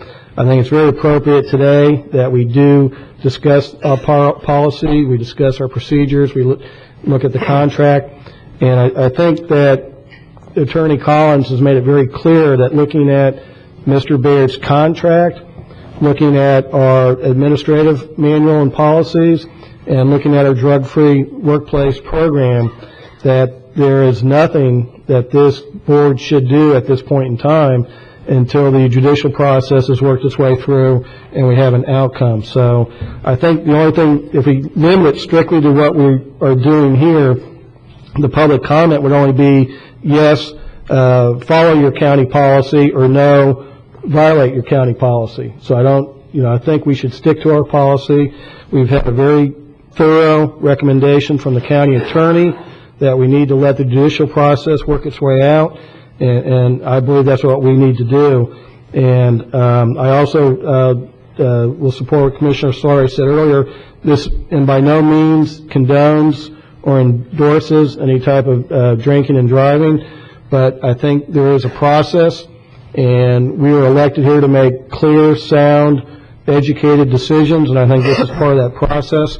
But from where I see it, the county attorney's opinion has been we need to let the system work through, and I concur with that. Mr. Chairman. Yes.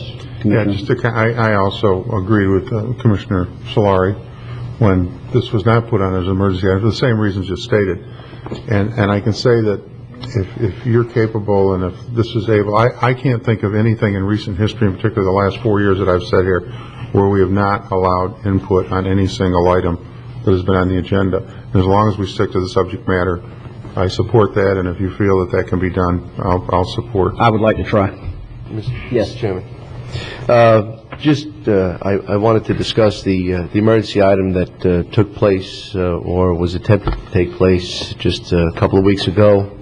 It's been brought up a couple of times. For the record, I'm not the discerner of fine meats, but I believe today is about the filet mignon of politics when it comes to what has to be discussed here.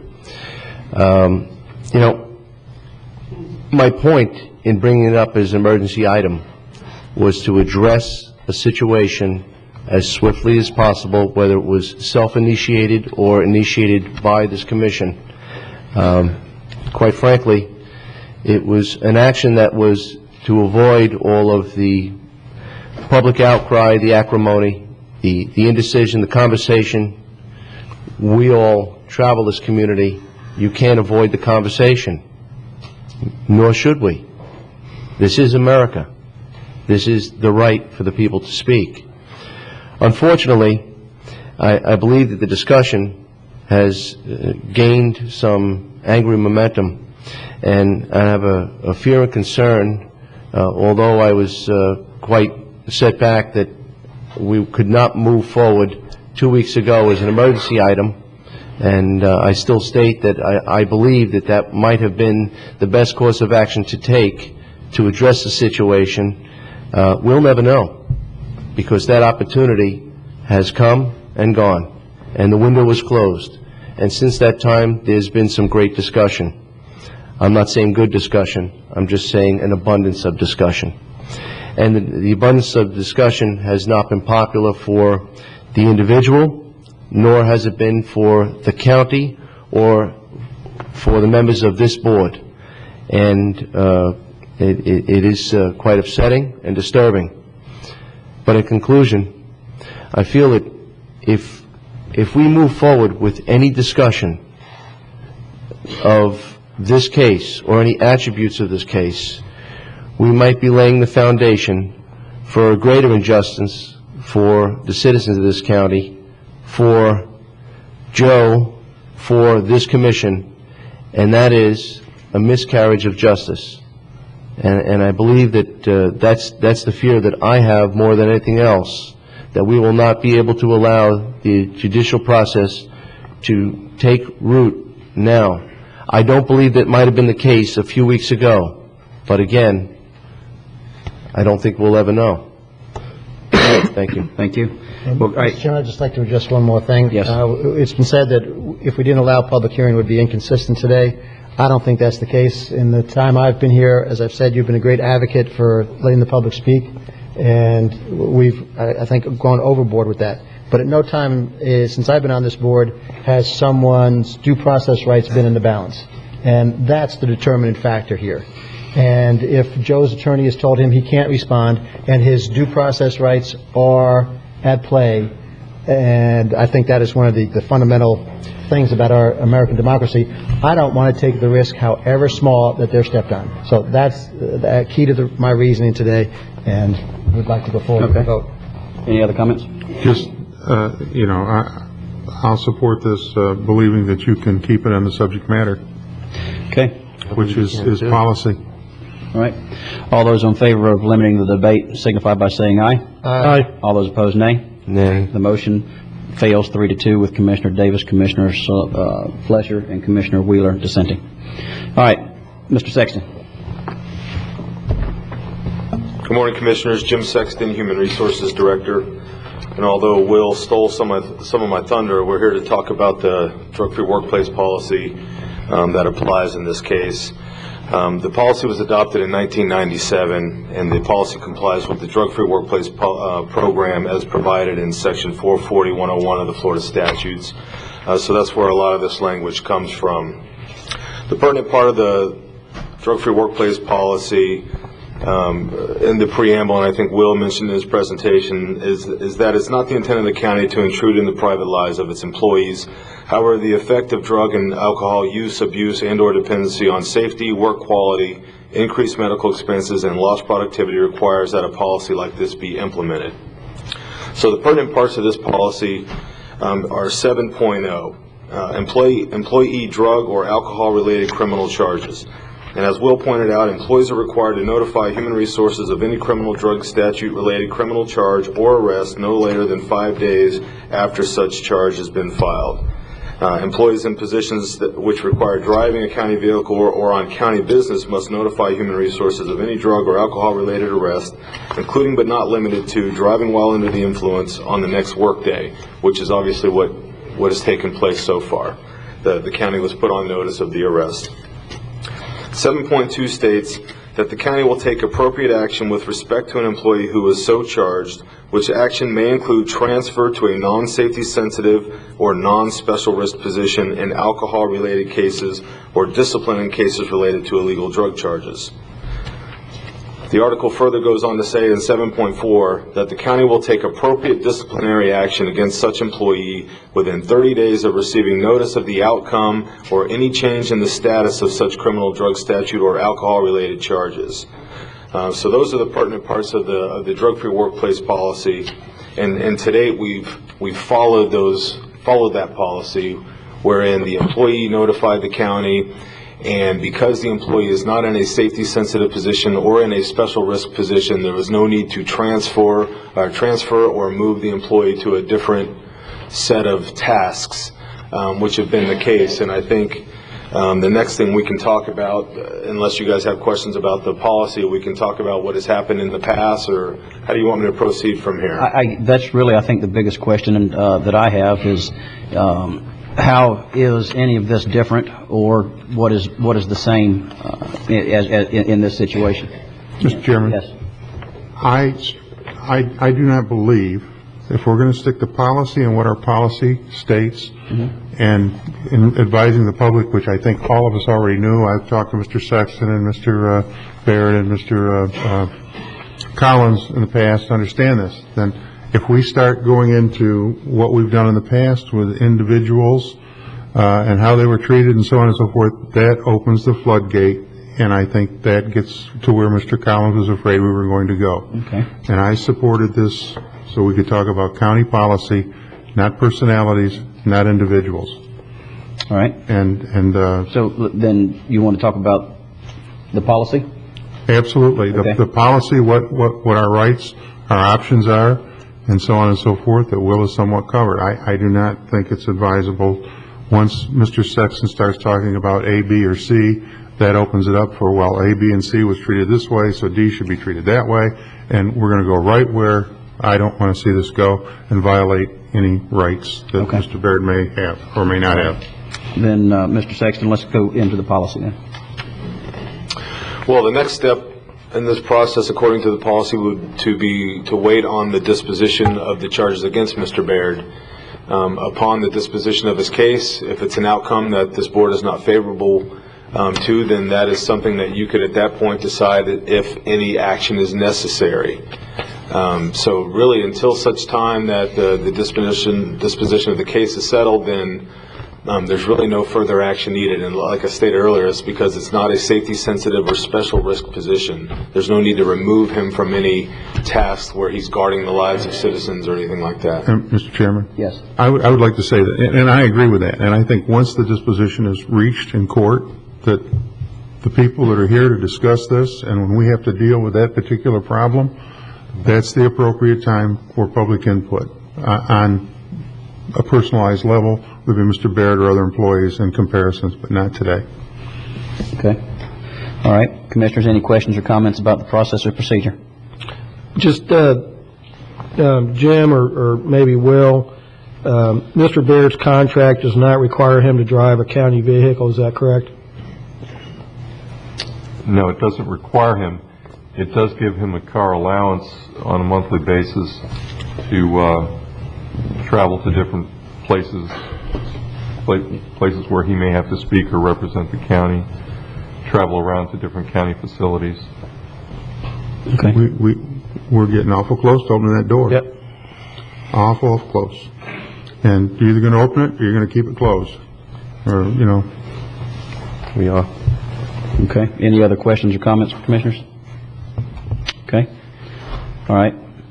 Yeah, we can agree. If there's no further discussion,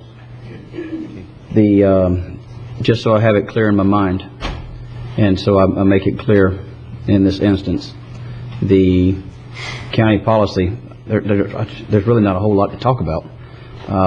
It's about waiting for an adjudication of one way or the other. And so, but in that process, if somebody has anything they'd like to speak about on that, Commissioner Wheeler? Just a statement, if you're bringing this to a conclusion.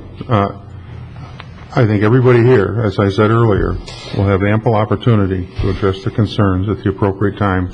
Now is not the appropriate time. Okay. Is that changing your position on whether or not to open this up? No, Okay. if you All can right. do that. People want to be heard. I don't Okay. blame them. All right. It's just, they're going to have to be patient. Okay. All right. Well, if there is any comment from the public on specifically on the county policy, I will open that up at this time.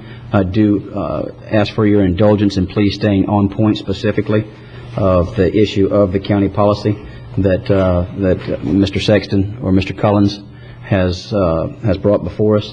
And this is clearly not a time about anything specifically related to the county administrator. So at this time, if somebody would like to come forward and talk about the agenda item specifically, you're welcome.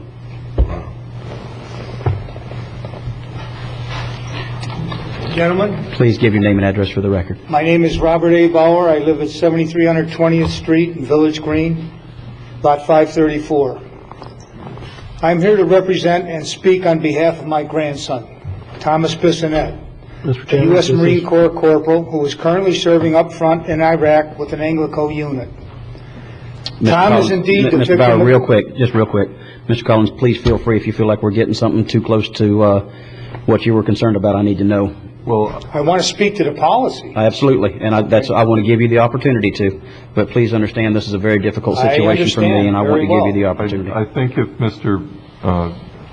if this gentleman opens up discussion of his nephew, then Grandson, sir. grandson, that Mr. Sexton may be required to give some facts of that case. I believe Commissioner Wheeler didn't want to get into the facts of any individual cases, but if things are brought out here that require a response, we're going down that path. Mr. Bauer. Mr. Chairman? Yes. Mr. Bauer took the time to come here and speak on behalf of his grandson, Thomas Bissonette, and he can't be here today because he's serving our country. I believe he's overseas. He's in Iraq up front. Thank you, sir. And such being the case, I believe that Mr. Bissonette could probably present, correct me if I'm wrong, present the discussion without a comparison or contrast to what the current situation is. Correct me if I'm wrong again, but you want to discuss what the policy was at the time and what the outcome was at the time? I want to discuss the application of the standard that's being applied here today as compared to what was applied to Tom. That's all. It's a double standard, and that's all I want to address. Let me ask you, Mr. Sexton, could you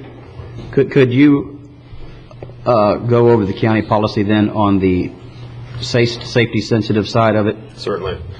As I discussed earlier, 7.2 says the county will take appropriate action with respect to an employee who is so charged, which action may include transfer to a non-safety sensitive or non-special risk position. The employee mentioned was in a safety sensitive position. Give just scenarios. The employee was removed from his duties in a safety sensitive position pending the outcome of his case. Ultimately, the case was resolved through union representation and a settlement agreement. Okay.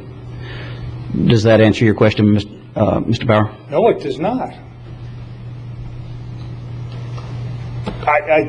I know what I want to say, but I don't want to violate what you're trying to do either. And I greatly appreciate that. I really do. Thank you for your help in doing so. I understand Mr. Baird's position. As a matter of fact, Thomas stated he doesn't believe that Mr. Baird should be suspended. and I just want to draw the correlation between Tom's case and what is happening with Mr. Baird. I know what you're- yeah. I understand you want to do that, and there's going to be a time for that. Unfortunately, that's not today. So what I'm hearing Mr. Wheeler say is that this will go after Mr. Baird's case is tried, and then the public will be able to put their input? That's exactly Sure. right. Am I Yes. correct? Absolutely. Yes. I, as one commissioner, and I believe all 5 commissioners, this will, at the conclusion of this crisis,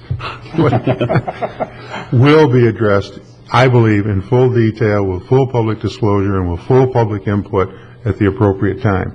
And that doesn't risk violating anybody's rights at this time. And whether this be depending on one's observation, a positive or negative outcome, it will be back to be addressed. And I really do appreciate the situation that you're in, and more importantly, or not more importantly, but just as importantly, thank you for helping me as chairman in trying to avoid a slippery slope. I want to give you the opportunity to talk about the policy if you'd like, and that's my position for opening this up. But where you're wanting to go with what you're wanting to say is not appropriate for today. And you're indulged in doing that, and I'll put you first. And in fact, whenever that day comes, we'll move that to the beginning of the meeting. I understand, Commissioner. I can't do that without going to the No, sir. policy, and Yeah. I know where you're going. Thank you so much. And if I can speak in July, that at that point, I will be heard. Yes, sir. Thank you very much. Thank you. Thank you, Bob. My name is Debbie K. Whitehouse. My question is about policy. Is there anything in your policy that would rescind or can have a continuation for travel allowances for employees? And what are the guidelines regarding a travel allowance? Good question. That might be a Mr. Collins question, because that travel allowance is not in our county policy. It's actually in a contract. Well, no, actually, travel is a matter of state law. There's a certain per diem mileage that you get, conferences that are attended, and the decision to have a county employee attend a particular conference or travel to it is, in the case of the administrator, most often approved by the commission. So specifically, is there anything in the policy that says a travel allowance should or could be rescinded for any reason specifically? No. If there's an expense incurred in travel, there's an entitlement to be reimbursed at statutory rates, which I think is 44 cents a mile. Now, in the case where driving privileges have been suspended, obviously you're not going to get reimbursed for mileage. You'd have to find some other way to get there, but once adequate. Let me ask you just a question on that. If you're going to a conference, you still got to get to the conference whether you drive or not. Somebody can drive you, and you get to the conference, and you're still eligible for reimbursement of mileage. If somebody drove you, you could take a bus. Somebody be driving. But you're still eligible for reimbursement of travel of mileage expenses. And that's you understand what I mean? You would get your travel expenses paid based on the level that the state gives you. Yeah. And regardless of how they get there, they would still be reimbursed. No. Well, regardless, for example, if you flew, you wouldn't charge the mileage rate.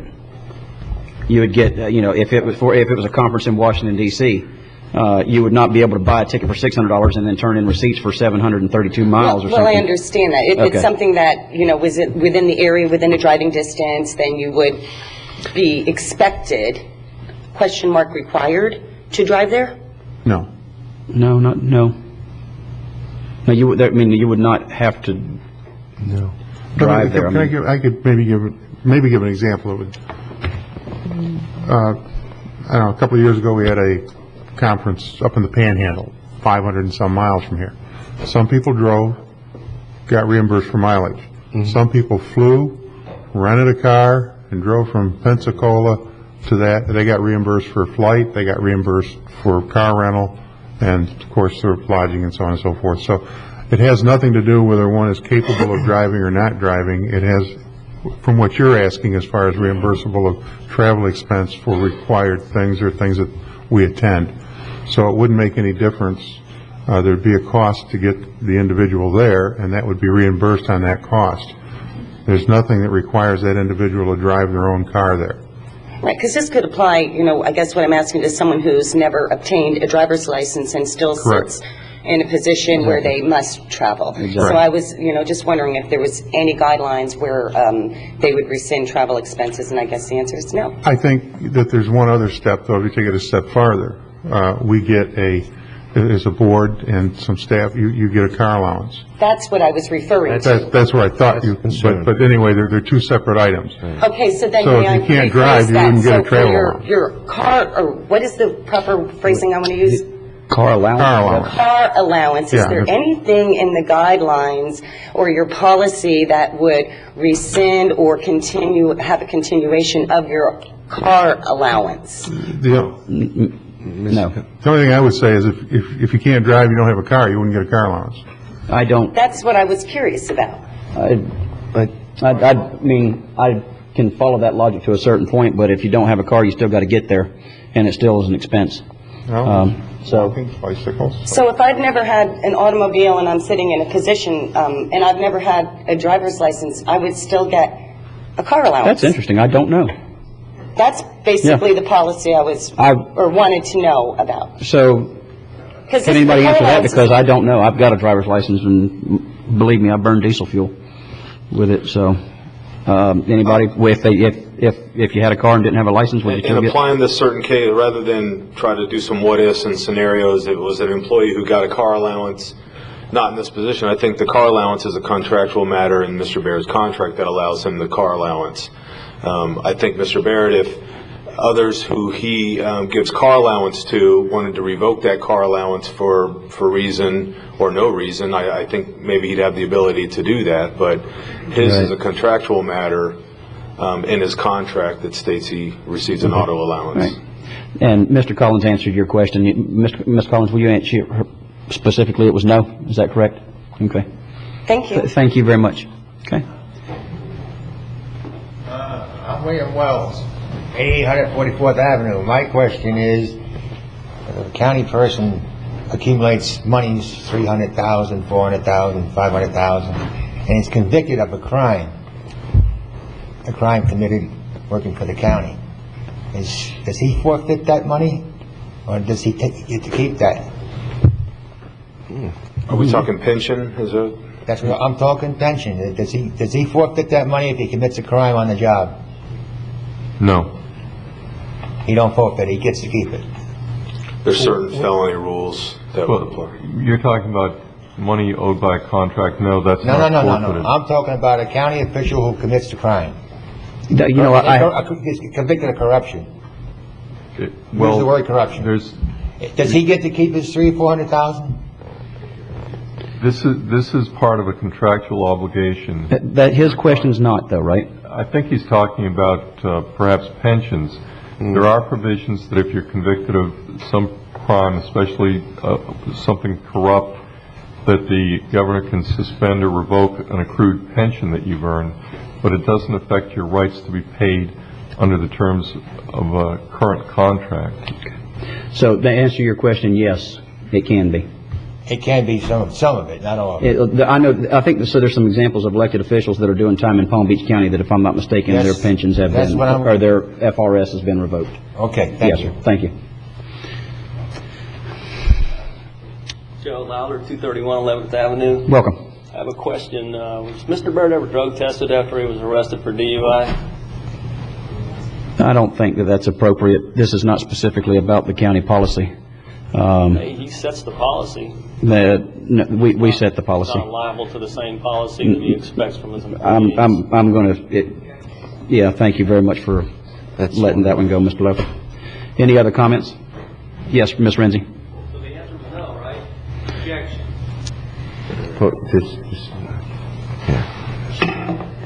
Good morning, Renee Renzi, Waverly Place, Vero Beach. I just have a question about a contract. If it calls for 14 months of continued salary and benefits if the contract is terminated, I understood Mr. Collins to say that. What if that employee is fired does that then eliminate the 14 months continuation of salary and benefits? Mr. Collins? No, the way the contract is structured, in the event the contract is terminated by the county or not renewed by the county, Mr. Baird is entitled to 3 months' notice of non-renewal and a severance package at this point of 11 months. Now, if Mr. Baird chose to terminate the contract, he would have to give notice to the county, and in that case, presumably he would be terminating it for a different employment opportunity, and he would not get a severance package should he voluntarily terminate it, but if the county terminates it, he gets a severance package. Okay. Thank you. It's not quite that simple. Never is. Thank you very much, Ms. Renzi. Okay. Anyone else? Welcome, Blades. Name and address for the record, please. Good morning. My name is Blades Robinson. I reside at 2126 Cavallo Road here in Vero Beach. Thank you for opening this up to the public, and I understand the difficult situation you're put in, all of you. And it's an uncomfortable position for all involved in that. I feel bad for everybody here. Thank you for helping us keep it where it needs to be. I understand. I don't think that this is necessarily a question specifically right now involving driving under the influence. I think that's something that's not even what we're talking about. Neither here nor there. No, sir. And there is a presumption of innocence, and I respect that. And I think that the decision you all have made today helps the community understand that in a little bit more detail. And I think the decision you all made is a good one. The challenge I have, though, is not a criminal offense, but one of leadership and integrity and honor and judgment and accountability. Blades, I need you to stay on the policy, not on the. And I understand what you're saying, and there's a time and a place for that, as Commissioner Wheeler said. And your dear friend, and this is very difficult for me to try to keep this back on the policy, but that's everything that you just started off with. It goes over to that other side. Yes, sir, in my opinion. And I apologize, because that's not where I wanted to go with this. Where I was trying to go with this is that this is a decision that you all can make now, as opposed to waiting later. I'm being told, Blades, that we can't. Okay. And I respect your opinion, and you're an intelligent guy also, but I'm being told. Let me clarify. A decision to terminate isn't dependent on the outcome of a criminal case. A decision to terminate is because you don't like the color of my tie. You have the right to terminate at any time for any reason. But if you're going to take other disciplinary action, I think that all does hinge on the outcome of a court case. Okay. All right. That's the direction. Thank you for your clarification there. Again, thank you all for representing the county, and thank you for your hard work, and appreciate it. Thank you, Mr. Robinson. Okay. Anyone else wish to speak?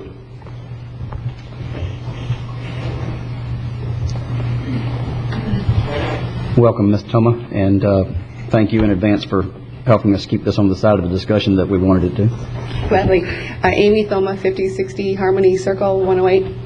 My question is, say, if I were an employee and I voluntarily came to Mr. Sexton, do you have any policies in place to help employees with alcohol or drug-related issues?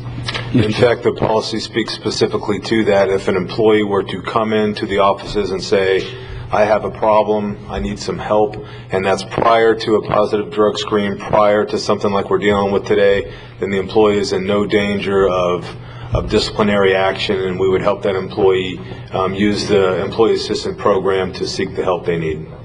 Thank you. Thank you.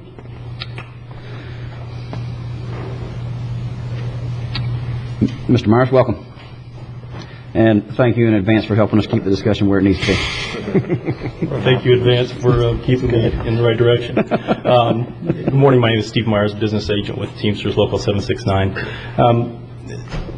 I'm just trying to get a direction of which is the county moving to a different policy now that there are now prior to making a determination if employees have negatively reflected upon county government, that understand, Mr. Collins, that determination will now be made going forward after the disposition of any criminal charges? The disciplinary offense in the policy manual is called unlawful conduct. Right. Until the court determines that the conduct that Mr. Bear is charged of is unlawful, we don't have anything to go forward on. Can I have somebody read that provision that you were referring to? Because I thought there was an or in there.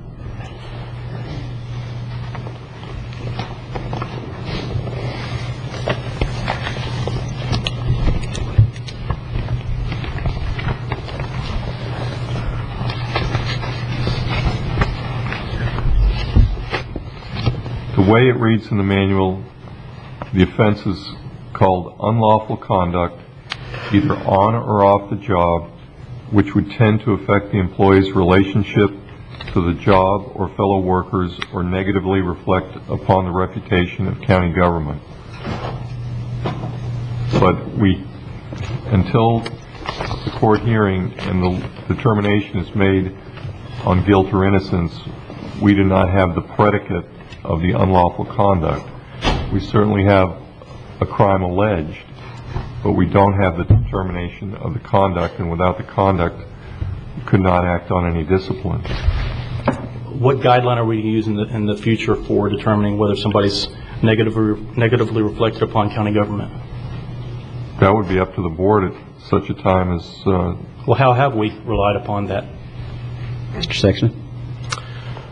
First, obviously, it's, as Will just stated, it's connected to the unlawful conduct being proven.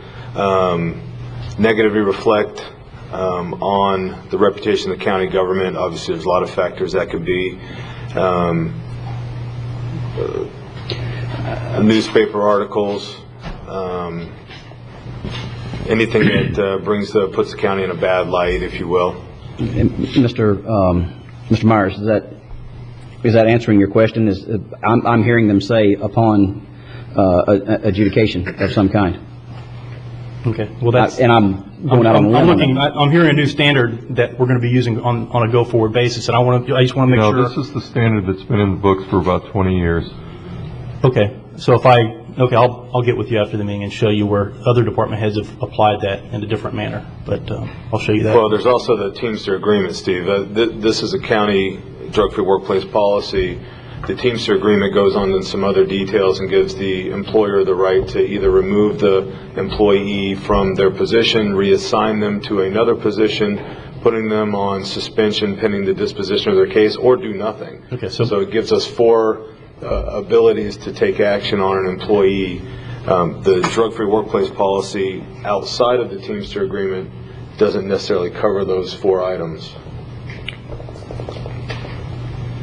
It doesn't answer my question of how we're going to interpret the language of the county administrative policy on a go-forward basis, specifically with the reference or negatively reflecting upon county government. I'm trying to get a determination of how we're going to apply this language for county policy on a go-forward basis. Well, so the disposition of the charges is the answer. It's going to have to be on a case-by-case basis. What facts are they dealing with? How injurious is it to the reputation of the county? But that's inside the contract of the Teamsters contract, not inside the county ordinance. Inside the county ordinance, if what you're saying is it waits till an adjudication. The county administrative policy manual is used for discipline of non-union employees. The union contracts have specific provisions that involve grievances and settlements that may be different than the non-union employee. Does that answer your question? So, on a go-forward basis, the county administrative policy won't apply to the bargaining unit employees that I represent? No. And it won't? Okay, good. That's... No. Nobody said that. We use the county administrative policy to discipline Teamster bargaining unit employees. The difference is that the Teamster agreement outlines some rights and due process rights and just cause and some other things regarding arrests and incarcerations that aren't necessarily spelled out in the administrative manual, but certainly Group 1, Group 2, Group 3 offenses outlined in the administrative policy will be used in disciplinary matters for all employees, including bargaining unit employees. Okay. Mr. Myers, any other questions? Not this time. Okay, thank you. Any other questions or comments? Yes, sir. Welcome. Name and address for the record, please. Commissioners, I'm George Moore. I live at 33 Manor in Vero Beach. Welcome, Mr. Moore, and thank you for helping us keep it. I will keep it, and I promise you I Thank you. will. I can look at all of the commissioners involved, and you're living in glass houses because you're in front of the public. And it was an unfortunate incident that did happen that put you in the limelight. The person involved, whether it be me, Joe, Gary, whoever, could stop all of this. Let's by saying, let's go back just to the county policy, not. And I know it's very uncomfortable because I'd like to have an open meeting as possible, but I've been given a difficult task by my fellow colleagues, and somebody had to be chairman, unfortunately. So, if I know, I'm dying to talk, and there's going to be a time and place for that. I know, and this specifically is on the county's. I've been in the glass house, Wes. I had a 3-year contract. I neither could overeat, overdrink, overdrive, over nothing that would be publicized. So anyway, that said, I'm going to go sit down and I will talk when this comes up. Okay. And you allow that. Thank you so much for your indulgence on that. Thank you, sir. Any other questions or comments? Yes, ma'am.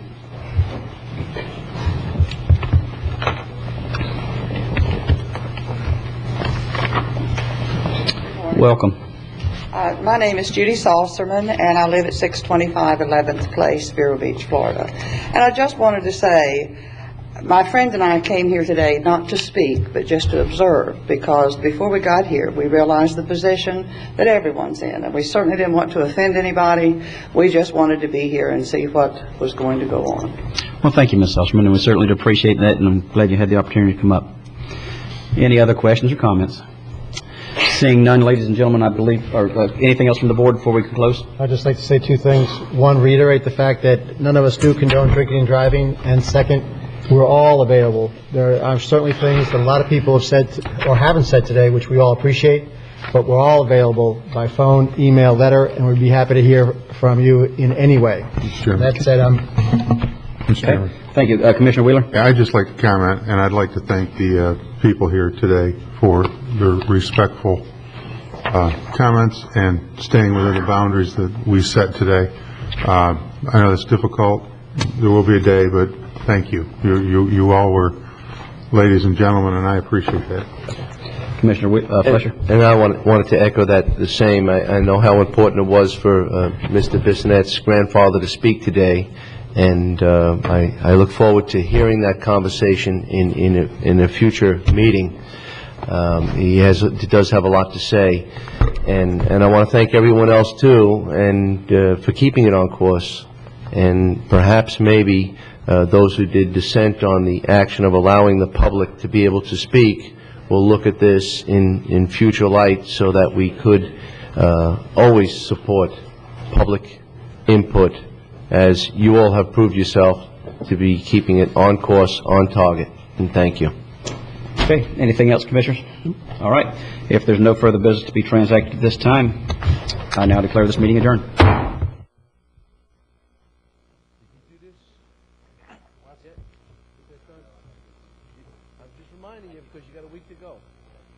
DOT. In addition to long and short-range highway plans, the MPO makes bicycle pedestrian plans,